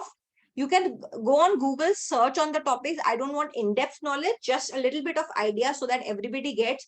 So then after you all come back, we will have one group versus the other group. Say group number 1, you can note down these topics, and let me tell you, room number 1 and 2 will get the first topic. So room number 1 and room number 2, topic number 1. Then room number 3 and room number 4 will have second. Room number 5 and 6 will have third. 7 and 8 and 9 and 10. So each room number 1 versus room number 2. So what will happen is room number 1 will come, and there will be 2 people in every group. So one person will give the, both of you will divide 1 minute each and speak on the topic. Then room number 2 will give a feedback to room number 1. And then room number 2 will deliver, room number 1 will give the feedback. So we will move in this way. So you will have a feedback from the other groups. Since the topics will be same, so both the top groups will have a better idea about what the other person is presenting, and rest will play audience. Then room number 3 and 4, energy crisis in Europe. So you have these 5 topics. Please note down all the topics.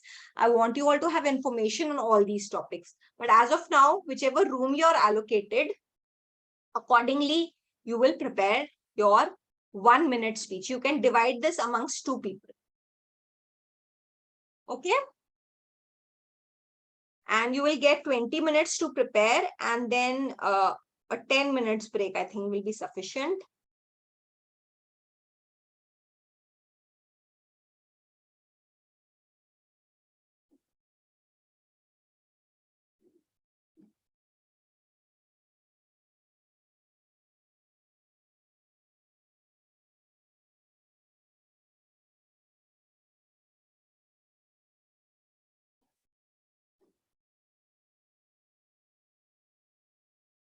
Okay, now I'm going to put you into breakout rooms.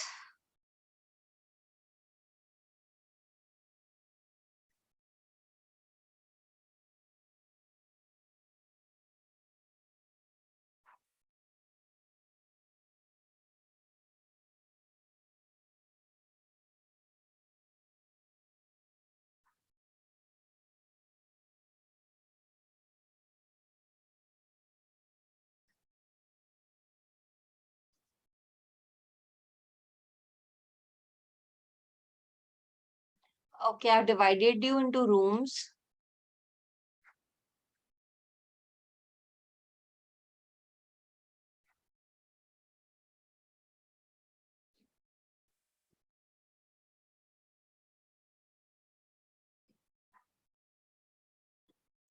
"20 minutes for this, and then we'll have a 10 minutes break."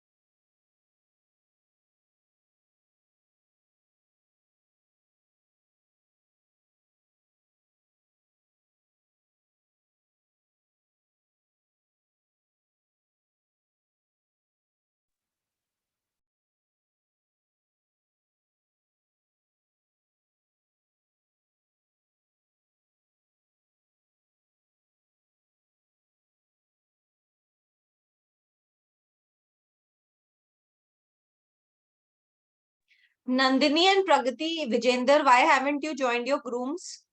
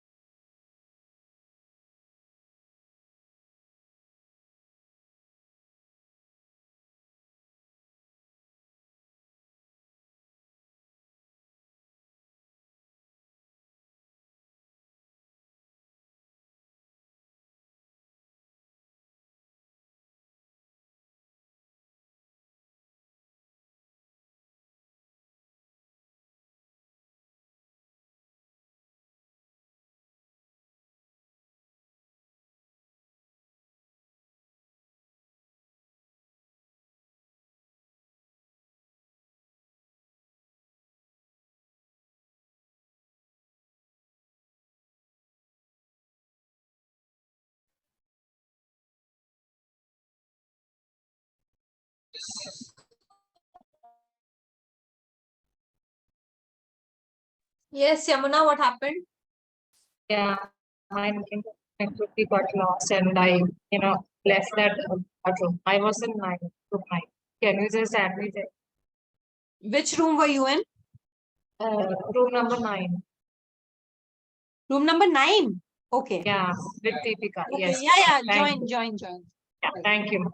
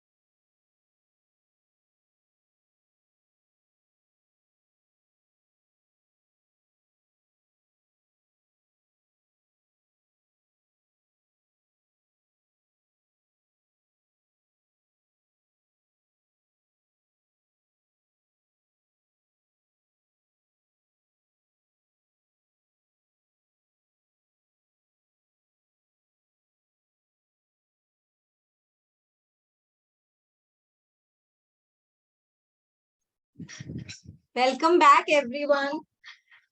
Time is up.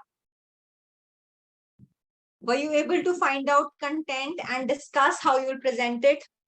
You can divide it into 2 parts, and one person can speak one part and the other person the other part. Okay. So now we'll have a 10 minutes break. And after the break, we'll start till 12:50. We'll have a break. And after that, one by one, each group will present and the other group will give a feedback. So present it using all that we have discussed till now. Formulate the answer using the IBC technique. Remember how to articulate, how to speak, give examples. So make it a wonderful 1-minute speech that you are going to deliver.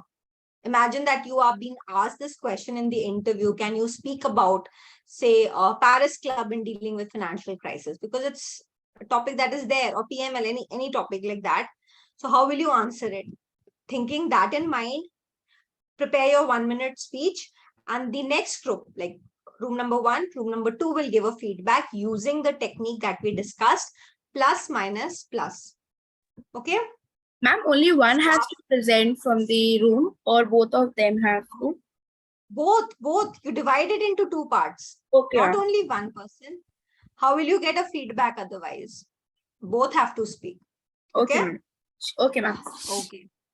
So after the break, after the presentations, that's when I'll take the attendance. So let's go in for a break, everyone. If there is any doubt, any query, you can just put it in the chat box. All right.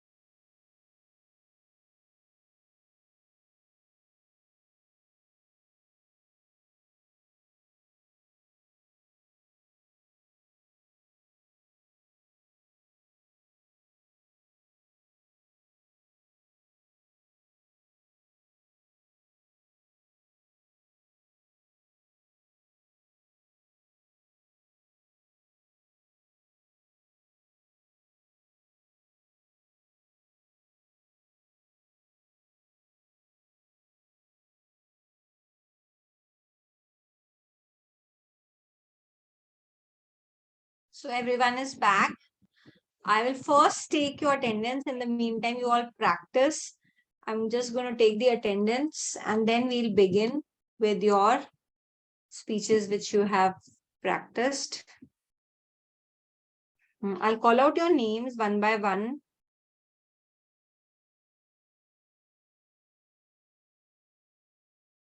And you need to just take your, tell me whether you're present or not.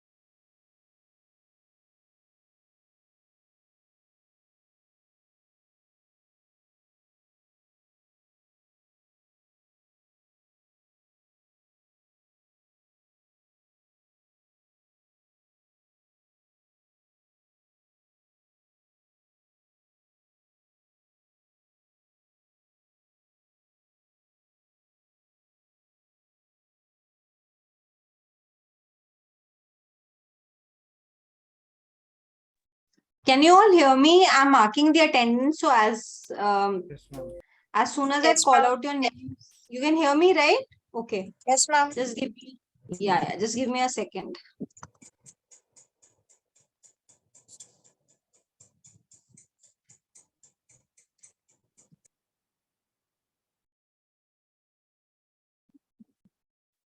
Okay. Ajay Kumar Gupta? Yes, ma'am. Present. Present. Okay. Anupam Singh? Ashwini Kusabi? Present, ma'am. Bharat?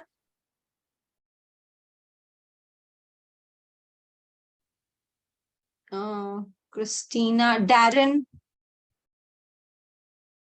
Present, ma'am. Deepika Binod? Deepika? Present, ma'am. Jay Jolsana? Lekha? Monica? Present, ma'am. Monica and Monica both. Yes, Both ma'am. Monica's present. Yes, ma'am. Yes, ma'am. Okay. Nalina? Present, ma'am. Okay. Nandini is present. Nikhil Sharma is not there. Nithya present. Nitish Kumar Singh. Present, ma'am. Om Kumar.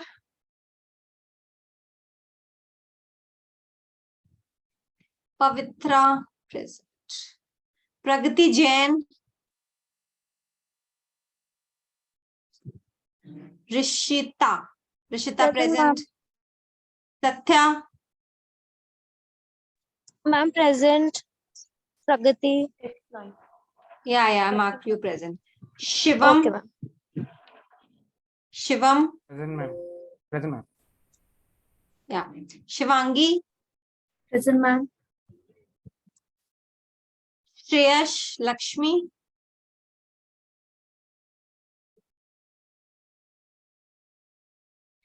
Simpu. Present, ma'am. Sneh. Yeah, Sneh. Present, ma'am. Sneha Singh. Present, ma'am. Sonali. Present, ma'am. Srinath. Yes. Present? Yeah, I'm here. Okay. Shrishti.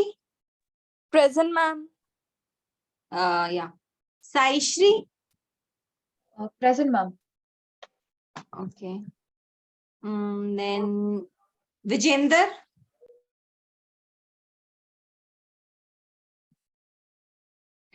Yamuna. Yes, ma'am. Yashika. Yashraj. Present, Harshit. ma'am. Yeah. Navya. Varshini. Sneha Kumari. Sumrim. Alka Singh. Mohak. Aishwarya. All these have left or what? Kritika Sharma, Adi Shankar. That's it? Nobody remaining? All done? Ma'am, Jay is present. Jay Patil. Marked you Yes, ma'am. present. Oh. Yeah, marked you. Bharat Garg? Absent, no? Kavitra, I marked you present. Darren, I marked you present. Deepika, Jay. Who else is? Christina is not there, I think, absent. Rest, let me just call out the names who are left. Nikhil Sharma is not here, absent. Om Kumar did not give a response, so marking him absent. Pavitra is present. Prishita. Shreyash Lakshmi? Shreyash Lakshmi is not here, no? Absent then. Sheikh Aksar is also absent. Then Vijender? Absent.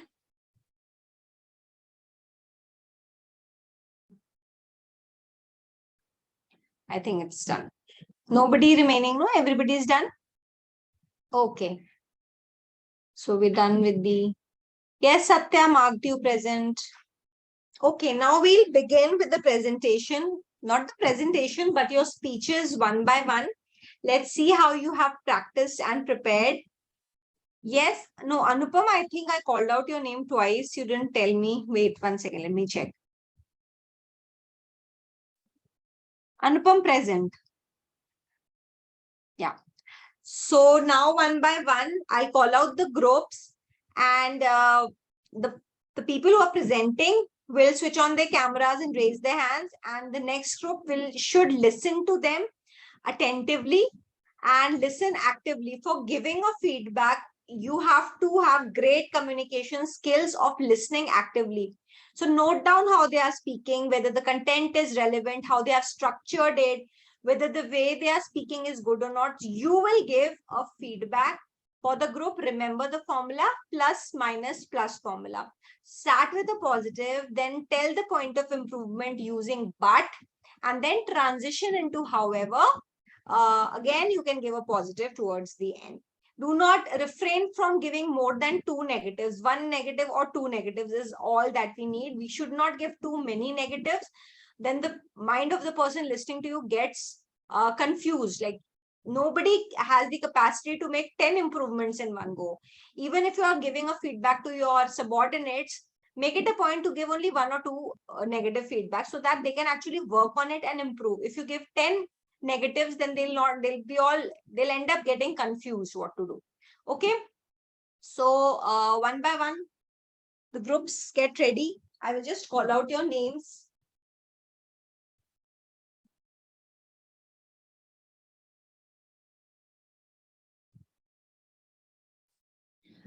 Okay, so breakout room number 1.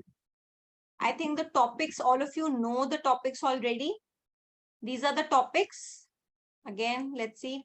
Room number 1, we have Pragati, Sneha Singh and Srinath V. Please raise your hands or switch on your cameras so that everybody can see you. And room number 2, Anupam, Ashwini and Nalina. Please be ready to give a feedback. So their topic is recent reports of RBI regarding the inflation and roadmap ahead for the current financial year. All right. So let's have everybody on the screen. Room number 1, are you ready? Room number 1, are you ready? Yes, ma'am. Pragati, Sneha and Srinath, please raise your hands so that you come on my screen. And if you can switch on the camera, I'll put you in the spotlight so that everybody can see you. Pragati, Sneha and Srinath. Yes, ma'am. Where is Sneha? Sneha, where are you? Raise your hand. Sneha is not there. She's not participating. Yes, ma'am, I'm there. Ma'am, she is participating. So raise your hand. You will come on the top of the screen. Yeah. So are you going to switch on your cameras, all of you? Let's not waste time. Let's do this very quickly. The next group, be ready. No, ma'am, I can't. None of you can, not even for 2 minutes for delivering your speeches. Ma'am, in the Yes. office. Sorry? Ma'am, I will start. So are you going to switch on the camera so that I can put you in the spotlight?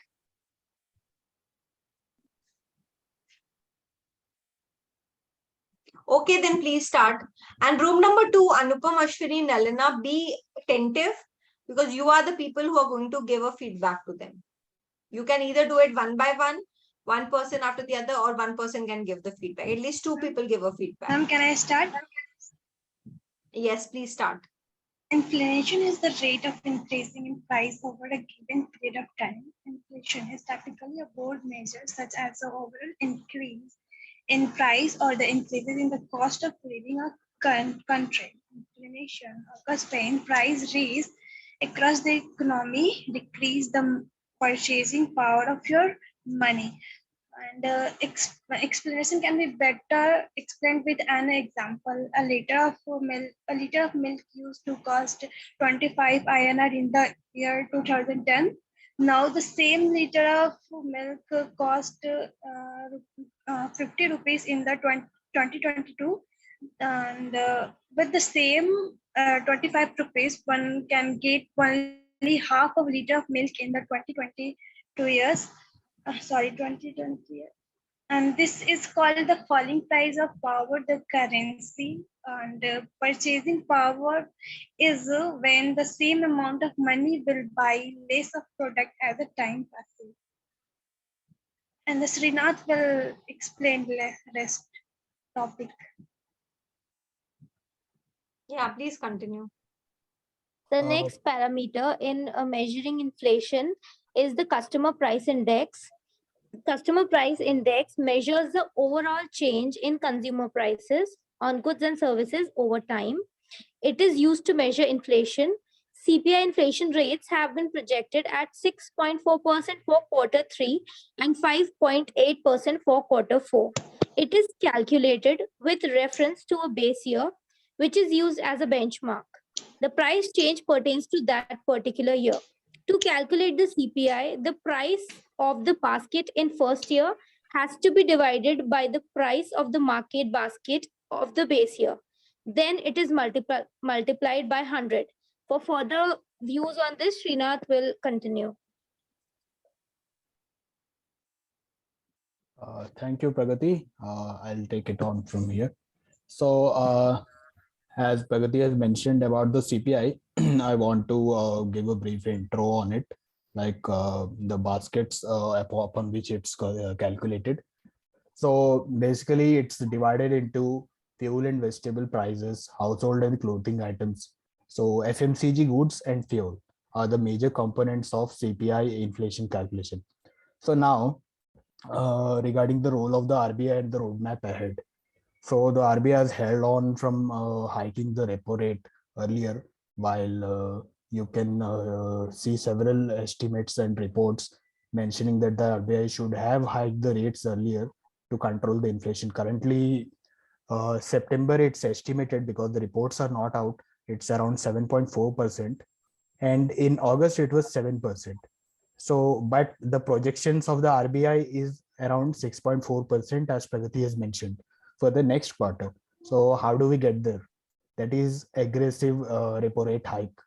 So Bloomberg estimates that the next two, actually just let me give you a brief info about the Monetary Policy Committee, which actually decides the repo rate hike.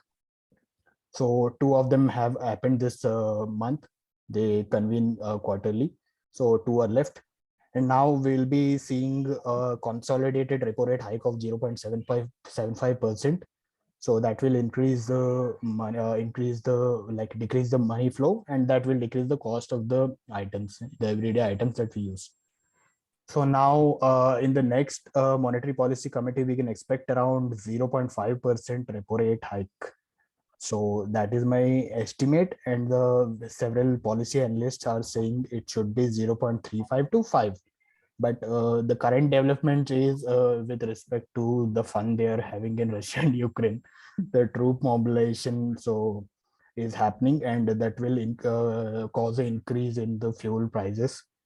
So the inflation is likely to get a bit more aggressive. So that means the repo rate has to be at the higher end, that is 0.5. So this will bring it around 6.5%. So that means the repo rate 0.5% hike is justified, and then can be softened a bit. So now want to mention just one aspect of it. In inflation, there are two components of it: headline and core inflation. So mainly when we talk of inflation, we refer to the headline headline inflation, not the core inflation. Core inflation is not as volatile, changes slowly with respect to global developments. So here, when we speak of CPI, we are mainly referring to the core headline inflation, the fuel and vegetable prices and all that. So we can expect aggressive rate hike in the coming months, and the tolerance level for RBI is 4 to 6%, and we are way beyond that. We are currently at 7.3, 7.4. The next MPC will actually give the figures. So I'm expecting a hike on that point. Thank you. Okay. Okay. Thank you, room number 1, for your interesting presentation on this topic, your speech on this. Just keep in mind the time limit. Everyone should not exceed more than a minute. So whatever you are talking we should ideally try to conclude it within that time, 1 or 1.5 minutes. Now let's have a feedback from room number 2, because they also have the same topic. And also I think room number 11 has the same topic. So let's hear it from room number 2. You can give a feedback on whether you like the content that they presented and how they presented it. Was it like properly structured? Did they give examples? So can you give a feedback on that? Room number 2? Room number 2, we have Anupam, Ashwini and Nalina. Room number 2, please raise your hands, and room number 1, please everybody lower your hands. Okay. Nalina, Anupam, and we have Ashwini. Sneha, lower your hand.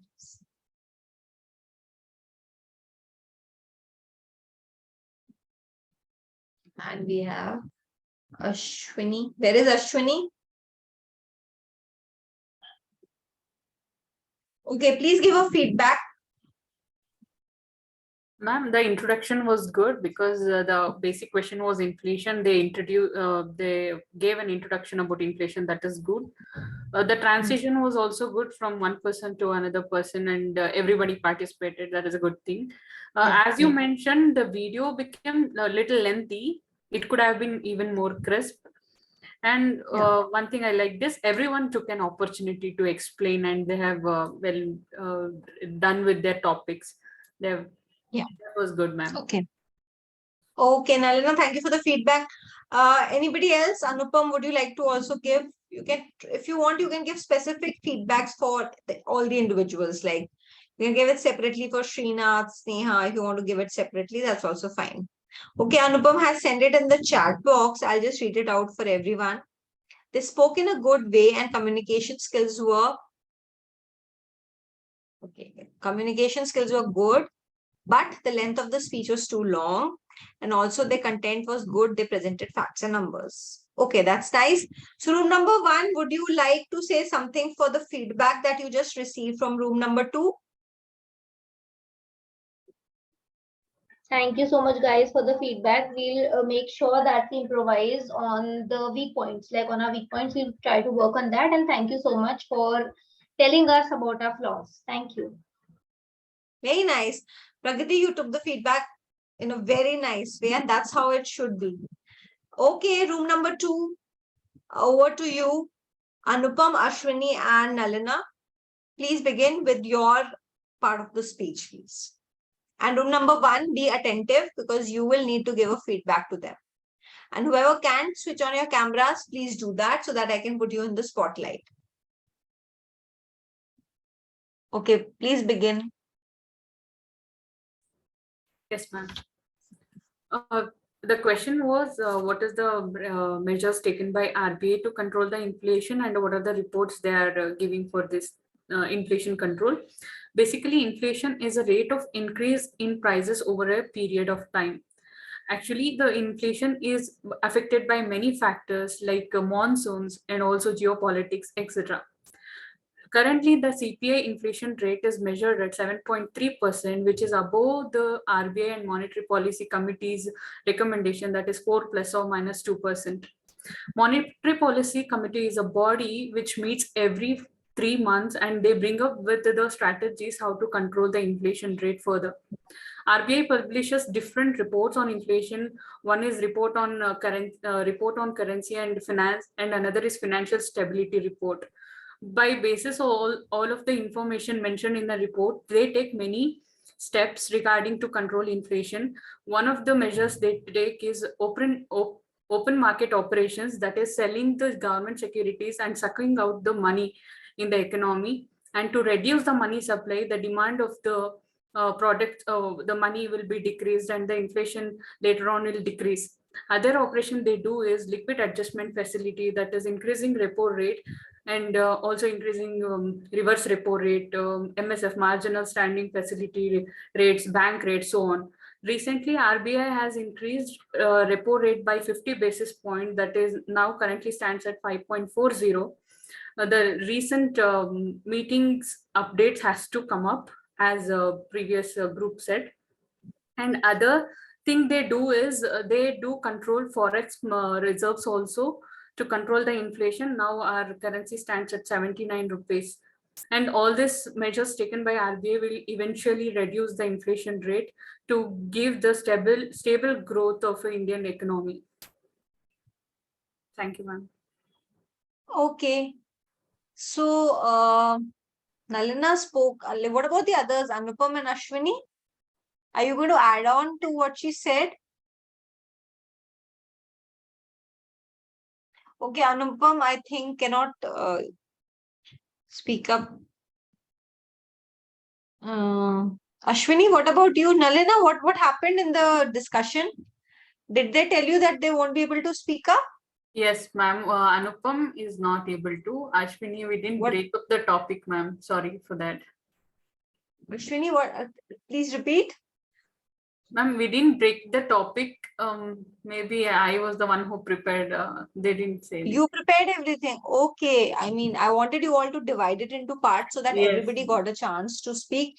That's okay. Okay. On the basis of how Nalina spoke, can room number 1 give a feedback to her?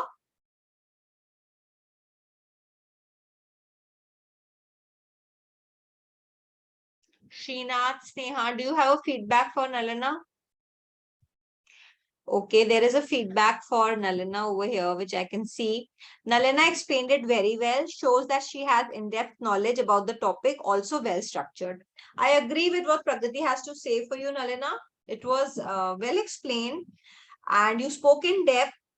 But yeah, could some example or something, like it sounded a little monotonous. Of course, the topic is such that you cannot add on any dramatics over here, but still a little bit of voice modulation could have, or maybe ask a question to the audience sometimes. That also helps to, could have been a little more interactive and more energetic. But yes, you spoke very well and excellent structure to your speech.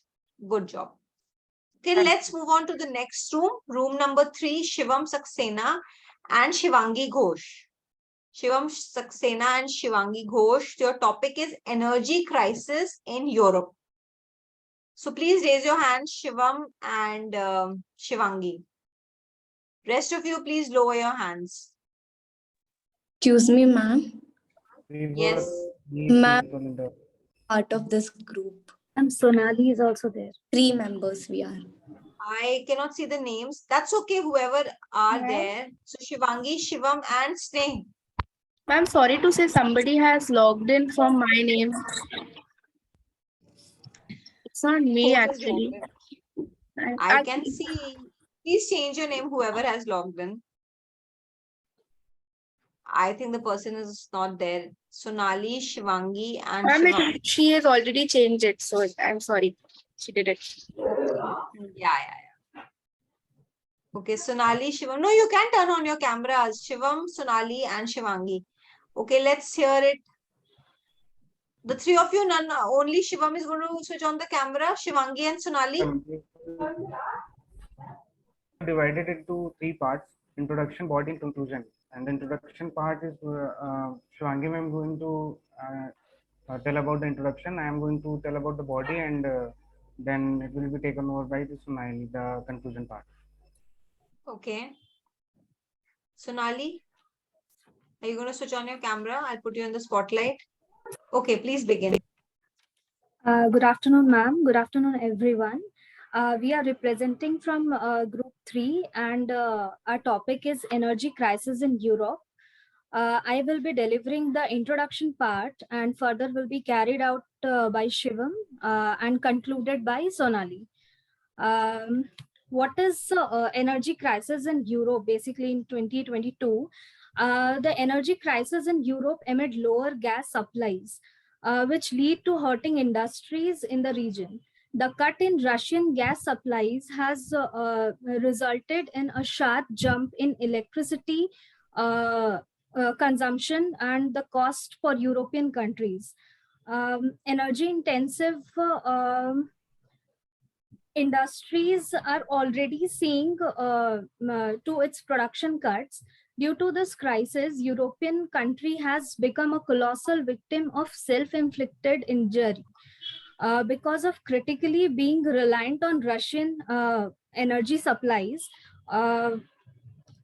It has not yet found any major alternate energy supplies yet after the embargo is set. Handed over to Shiva. Thank you, Shanti ma'am. There are various reasons behind the energy crisis in Europe. Few of them are one of the major reasons behind the energy crisis is global demand. The global demand is recovering strongly. In 2020, the demand for natural gas fell by 1.9% due to the change in energy use. It is likely to grow by 7% till it is likely to grow 7% by 2024, which is higher than the pre-pandemic level. And the other reason, as Shivangi was told, that the Europe is reliant on gas imports. European gas production is delivering several is declining. Several gas deposits are dry. Their deposits are dry, and so as their fields. So majorly they are dependent on Russia and Norway for their gas supplies. Over to you, Sonali. Thank you, Shivam. Now coming to the conclusion part. So we have seen that globally the energy prices, they have increased by more than 26% in the early 2022s.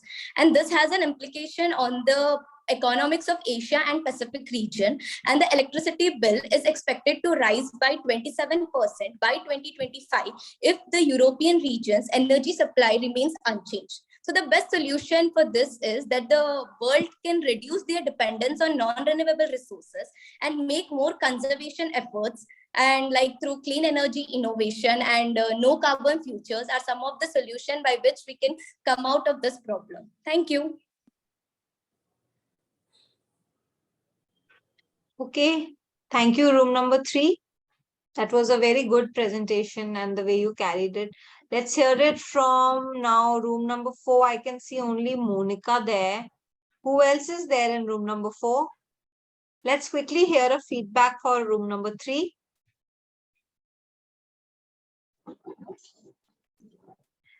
Excellent way of division of speech into intro, body and conclusion. Presented good. They have well structured. Yes, it was definitely. And also I like the way that the voice modulation and with energy that they spoke, it was also very good. I mean, it was not boring or dull at any point, and the way they took the entire thing forward was also very good. Good job overall. Okay, Monica has given. Anybody else? We'll definitely take it as a compliment, and will definitely work better in a better way for our next speech. Wonderful. Thank you for that. Okay, now next room number, please raise your hand and switch on your camera so that I can put you in the spotlight.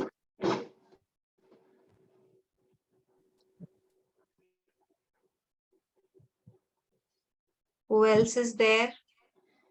Sonali. Monica is only Monica? Monica, only you are there? Ma'am, and another two are not going to participate, ma'am. They will not participate. Only you will do the talking? Yes, ma'am. Okay, please go. Okay, no problem. Please carry on. Okay, okay. Good afternoon, everyone. My topic is on energy crisis in Europe. First, I would like to say what is energy crisis. Energy crisis, it is caused due to by localized shortages, wars, and market manipulation. Some have said that government actions like tax hikes, nationalization of energy companies, and regulation of the energy sector shift supply and demand of energy away from its economic equilibrium. The energy crisis in Europe is due to the uh, short cuttage of Russian gases. The cut in Russian gases supplies has resulted in a sharp jump in electricity costs for European countries. Energy-intensive industries such as steel, aluminium, and other metals are already seen production cuts due to the crisis. Due to this, the electricity price in the Europe gets high. Chemical companies being energy intensive could also see an impact on production. In Europe, the chemical producers in more was ammonia. It is slabs by more than 50% in some cases of available capacity, as per the industry's report. Europe accounts for about 20% of global ammonia production. There's a significant ammonia capacity shutdown could keep ammonia prices elevated. This should result in a jump in prices of ammonia based on chemicals and fertilizers globally. The same may not be good news for global agrochemical and fertilizer makers. The best possible solution is to reduce the world's dependence on non-renewable resources and to improve overall conservation effects. Thank you. Okay. Thank you, Monica. Let's hear a feedback. It was good, specific, and descriptive as well. A quiet voice modulation could be there. It would have more relevant for the speech. Overall, it was good. Yeah, and considering the fact that she pulled it off herself, did the research and presented, it is commendable, no doubt. Good job, Monica. Okay, we have a feedback from Sonali also. She spoke very well single-handedly. She's a sport, but we wish to hear from others as well. Overall, a good presentation. So very soon you will be having a entire presentation that you will be giving, which is going to be gradable. This was just a trailer because just to see how you speak in front of others and about the feedback and how you prepare study. But I'm glad. The best thing I'm liking is all of you are speaking in structures. So that is what I want. That is what I want, that everybody's mind should work in this way, so that when you face the interview, you don't have to think where to start, and you know that you are going to give a preset with an intro, and then you will, in the body, you will give the main content. And in the conclusion, it is going to be a complete wrap up of the topic. So that's how it should go on. Anyway, let's move on to the next room number 5, which has Lekha and Nandini. Room number 5, Lekha and Nandini. And yes, ma'am. Your no topic joined. is recent ruling of PMLA Act given by the Supreme Court. Okay, whoever is there, please raise your hands. Lekha and Darren, are you also in room number 5? No, ma'am. And lower your hand, please. Lekha, who else is there? No one joined, ma'am. No, in the group you are all alone? Yeah, ma'am. Okay. Room number 7, are you prepared with this? Because this is a very, very important topic and it has been asked in the interviews and it is related. Have you all covered the anti-money laundering aspect as of now? Yes, ma'am. Yes, ma'am. So this is a topic very pertinent and relevant for all of you. So I want, Lekha, have you been able to prepare it? Or should I ask Yes, the other ma'am. room to present? You are prepared? Okay, then please let's move ahead. Yeah.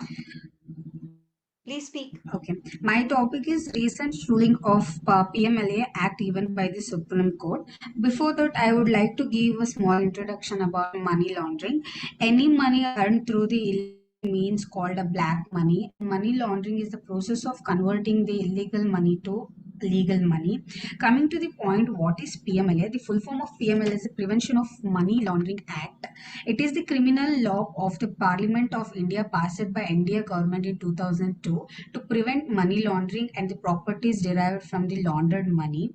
And it became PMLA became law and came into force on July 1st, 2005. The main purpose and the objective of PMLA Act came into force because to providing a punishment to the offenders and the money launderers and dealing with the every issues and the situations related to the money laundering. The recent ruling of PML Act, even by the Supreme Court, has agreed to reconsider its judgment on Prevention of Money Laundering Act 2002, because the court has said that ECIR, that is Enforcement Case Info Report, cannot be equated with an FIR. That supplying an ECIR in every case to the person concerned is not mandatory, and it is enough if the ED at the time of arrest and discloses the ground in such arrest, and it also reversals of presumptions of innocence need to be revisited. And finally, the conclusion is, while court announcing its decision, it said it completely support the prevention of black money and that the country cannot afford such offenses. But ECR is not ECIR in the money laundering cannot be equated with the first info reports in other crimes. Thank you. Okay. Thank you, Lekha, for that. Any feedback from room number 7, Jen, Nitish, and Rishita? Any feedback would you like to give for Lekha?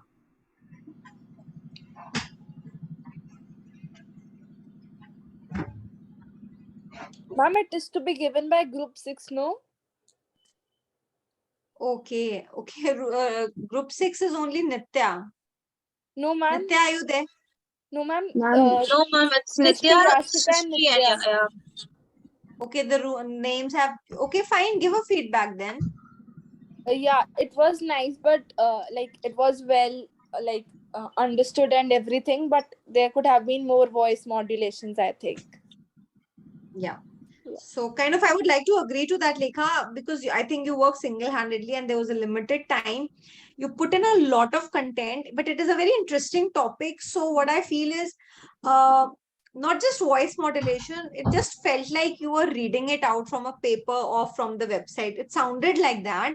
Although you had put in a lot of content, I think you said a lot about the PMLA thing, but yeah, voice modulation, a little explanation instead of just like the entire content. You could have picked up a few points and explained, but that's okay in the limited amount of time. And probably this is the first time you are giving such a speech, so that's okay. All right, because you have to understand, read, and then present. But overall, a good effort. You put in a lot of content over there.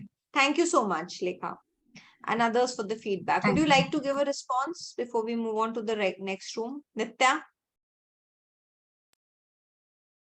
Nitya, are you ready? Yes, ma'am. Whoever is there, please raise your hands and switch on your cameras. Then I'll put you in the spotlight and you have to discuss this topic now. Who are there? Shrishti? Nitya? Yes, ma'am. Okay. Yashika is also.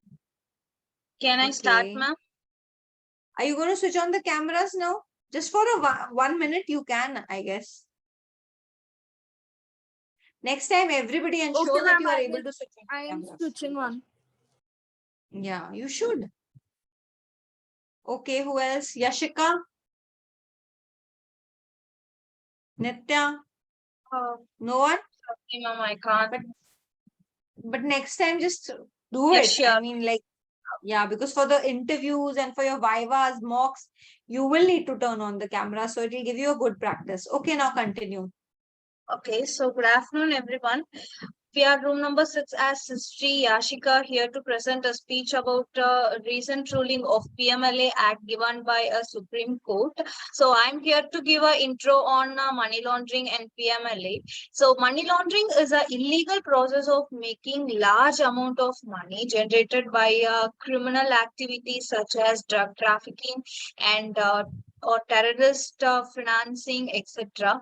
PMLA, that is presentation sorry, Prevention of Money Laundering Act 2002. It is a criminal law enacted to prevent money laundering and to provide for confiscation of property derived from or involved money laundering and related matters. The provision of this act are enable to all financial institutions like banks, including RBI, mutual funds, insurance company, and their financial intermediaries. Over to Srishti. Thank you.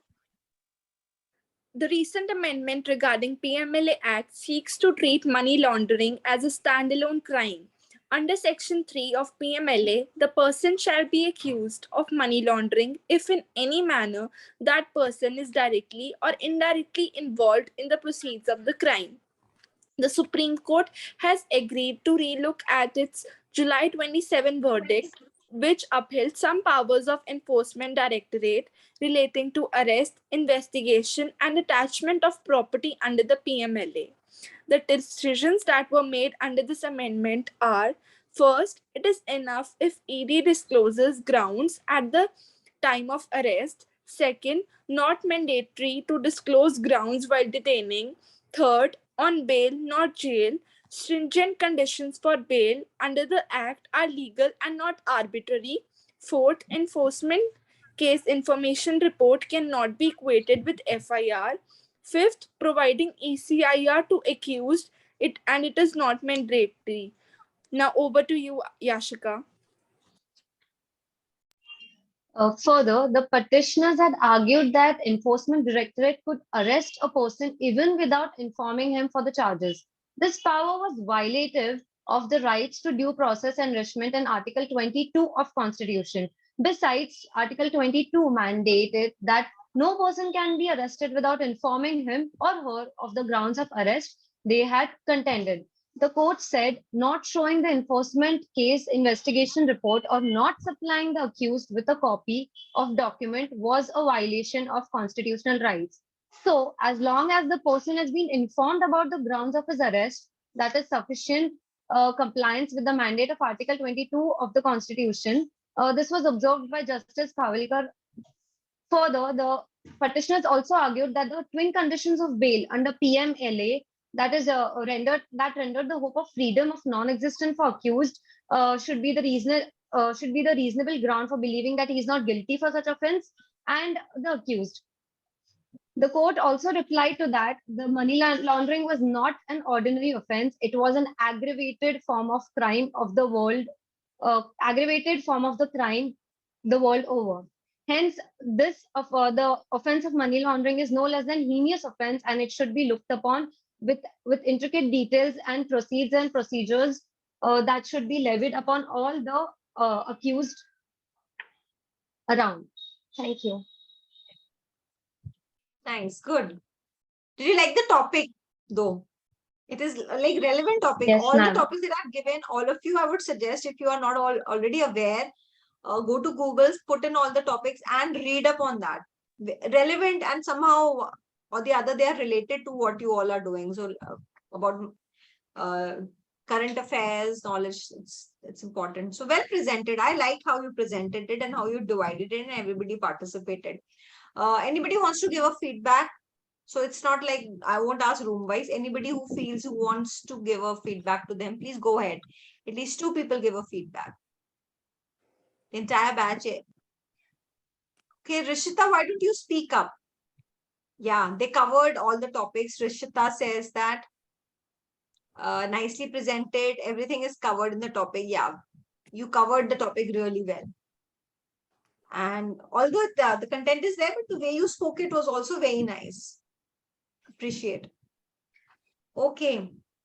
Thank you. Then let's room number 6. Good job. Let's move on to room number 7. Yes, the coordination was also good. It looked like they had practiced it, and they had the transition was also very smooth, and how they were presenting also was good. Room number 7, we have Jay, Nitish, Rishita. Please raise your hands so that you come on my screen. And if you can switch on the cameras, I'll put you in the spotlight. Jay has. What about the others? Nitish, Rishita.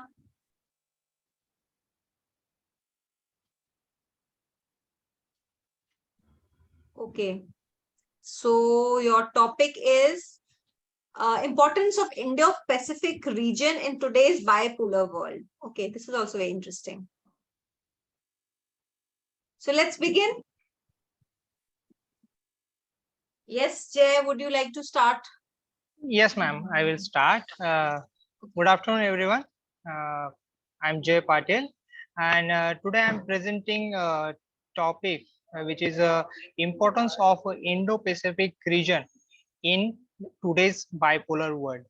So we have seen the bipolar world in area of Soviet Union, the Cold War between the Soviet Union and the United States of America, and after that World War, we thought that bipolar world is ended now. So, and after some of decade, people started thinking that bipolarity is returning.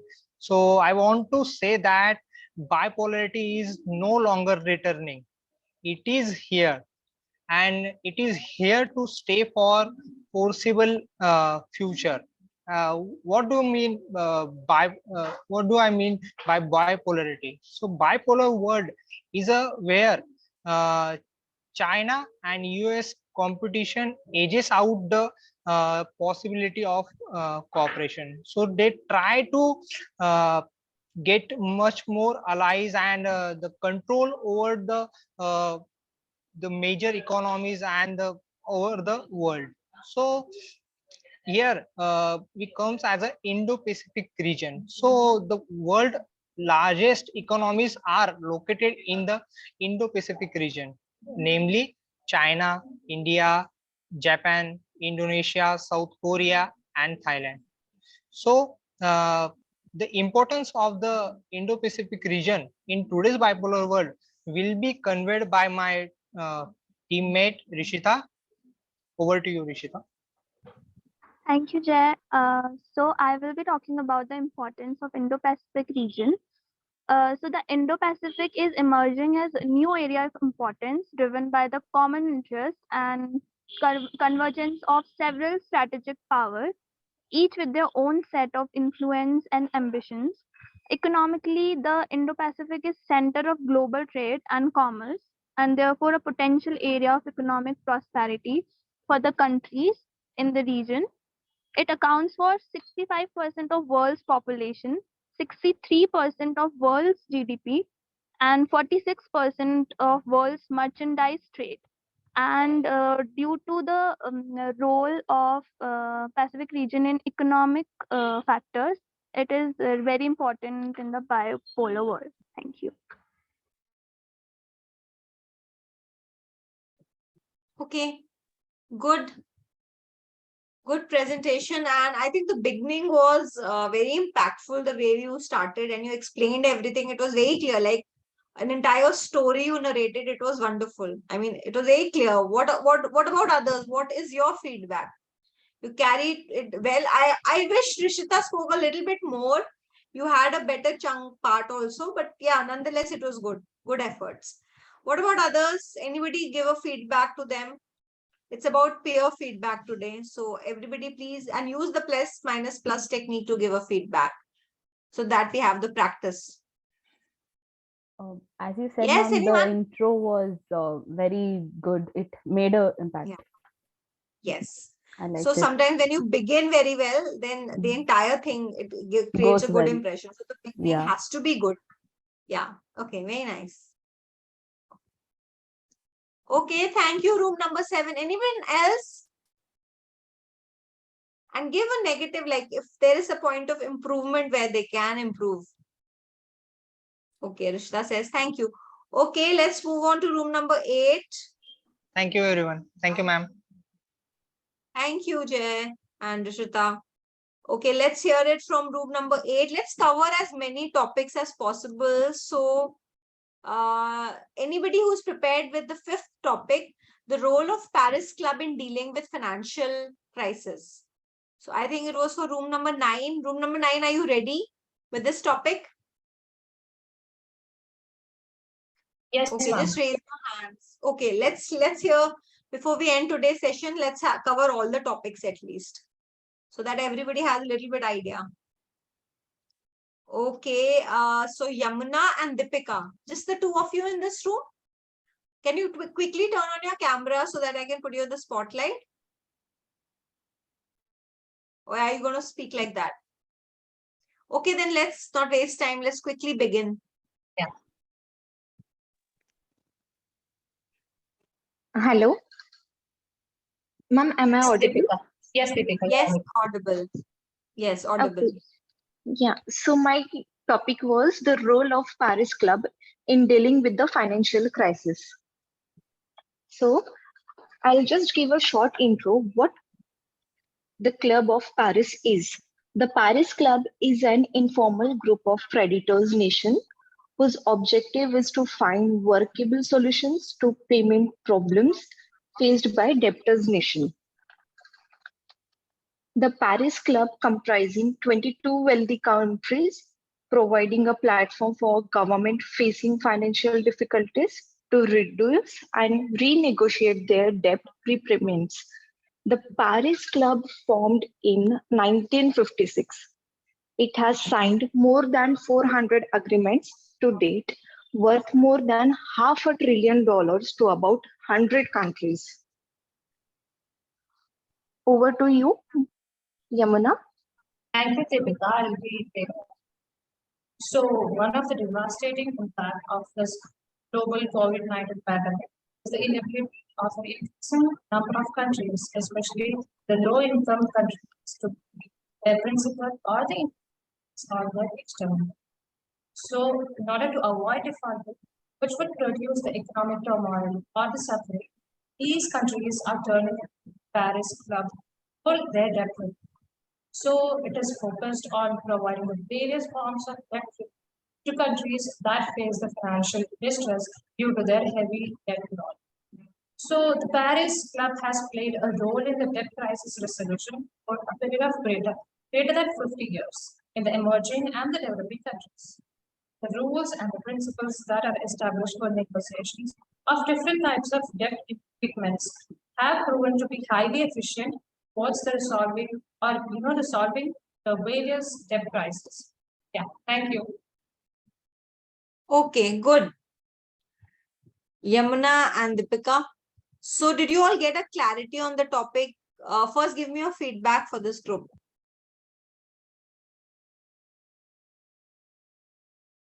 Anybody with a feedback?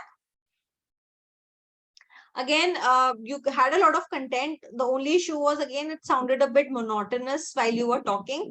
So it could have been a little bit more interesting, and with some energy you could have presented, and maybe stated a few interesting facts, started off with a few interesting facts so that you had everybody's attention. Nonetheless, it was a good topic. Satya, what is your topic? And I said I want to cover all the topics because time is already up. Okay, go for it then, Satya and group. Go for it, go. But first, give a feedback to them. I want to hear a feedback. Give a feedback and quickly start off your presentation.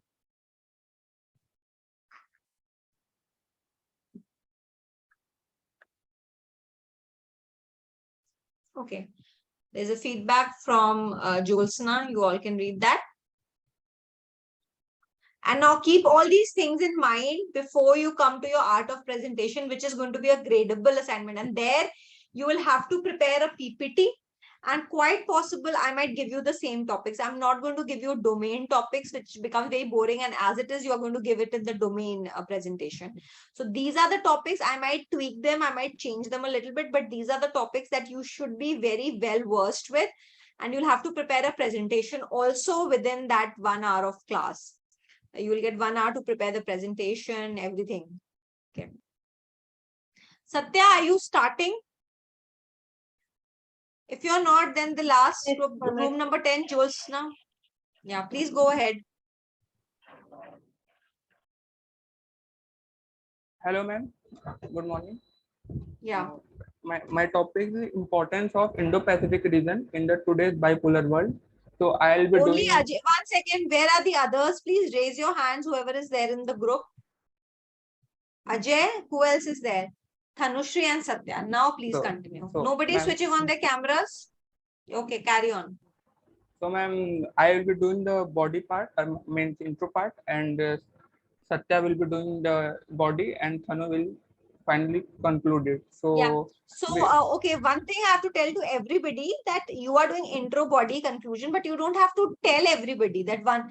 I think a lot of groups did that. That should be a transition that everybody should realize on their own. Okay, this was the intro, it was the body, it was the conclusion.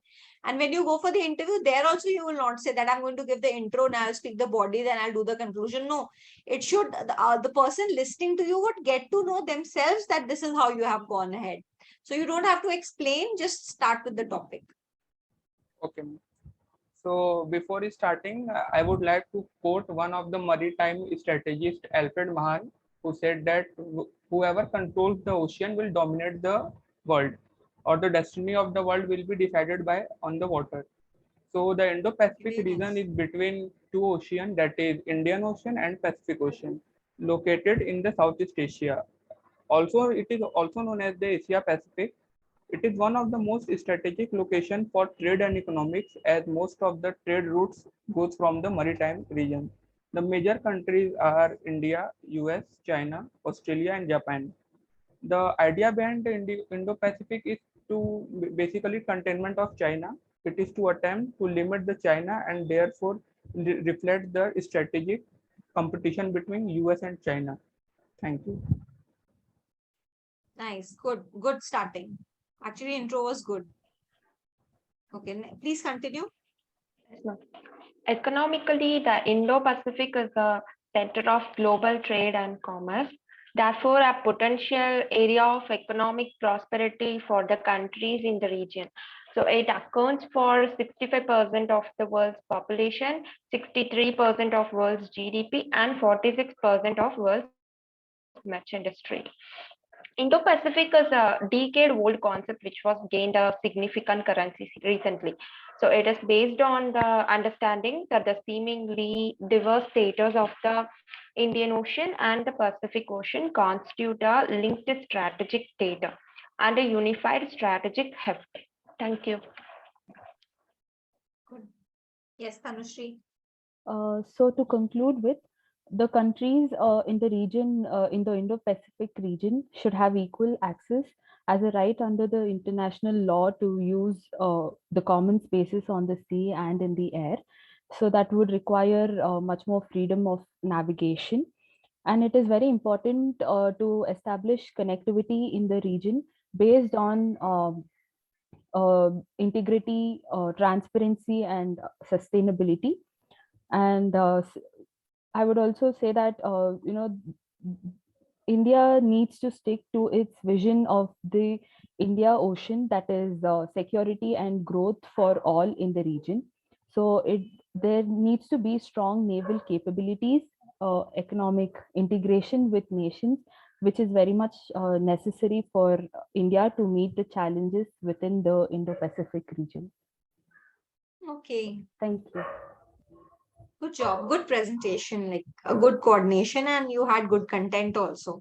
Especially the intro was very powerful. The way you began with the quote. It also, whenever you use a quote and all, it creates a good impact. Like begin with a question, begin with a query, begin with some statistical information if you have, or a quote for that matter. So good. Feedback from any of the groups. You can give them a feedback.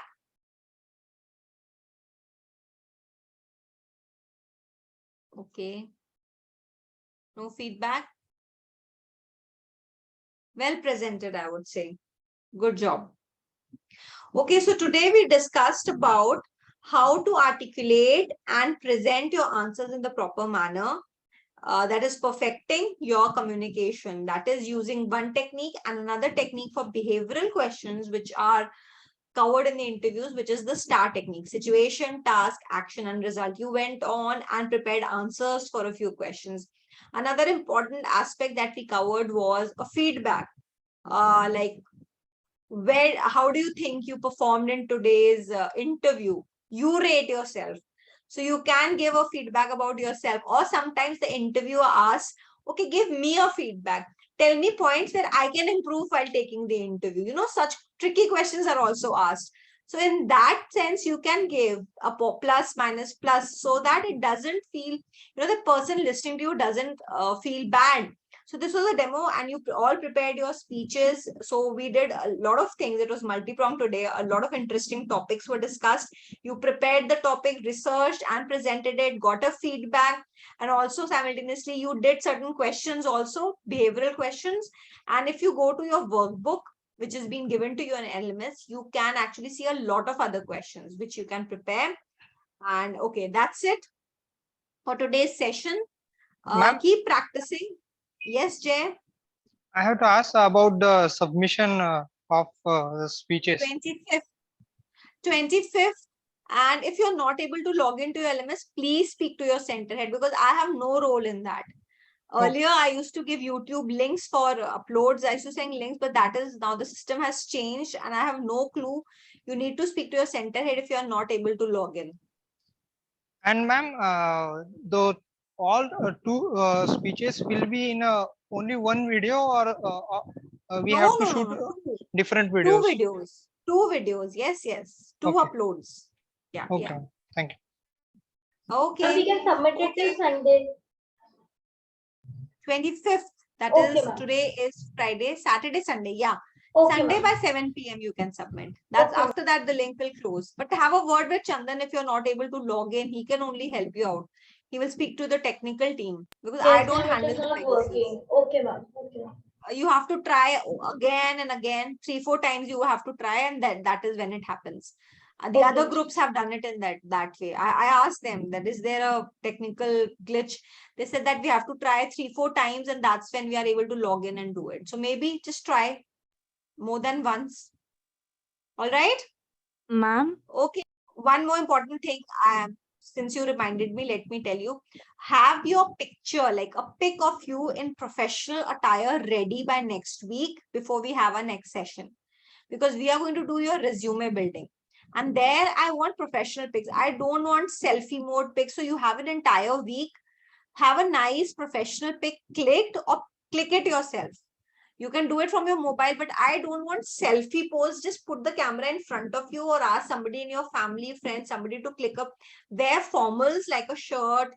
For the males, you can have a tie or a blazer if you want. Otherwise, at least a shirt or a top, or a simple kurti for women if you want to do that. But have a clean image. I don't want selfie pictures in the resume. They are going to be rejected, and I will reject it. Like, first it comes to me. So I want proper pictures. So you have an entire week. Have your image ready so that next week we can go ahead and prepare your resume. We are going to have 2 resumes ready, like one at least for the Ematicus one, which is mandatory. Everybody has to create using that format, which I will give you. But at least in the meantime, you have 1 week, have a picture ready, so that in the next 2 sessions, we are done with your resume, and so that we can move ahead. All right. Passport size. Thank you, everyone. Yeah, passport, which you put in a resume, a passport size picture. Okay. Okay.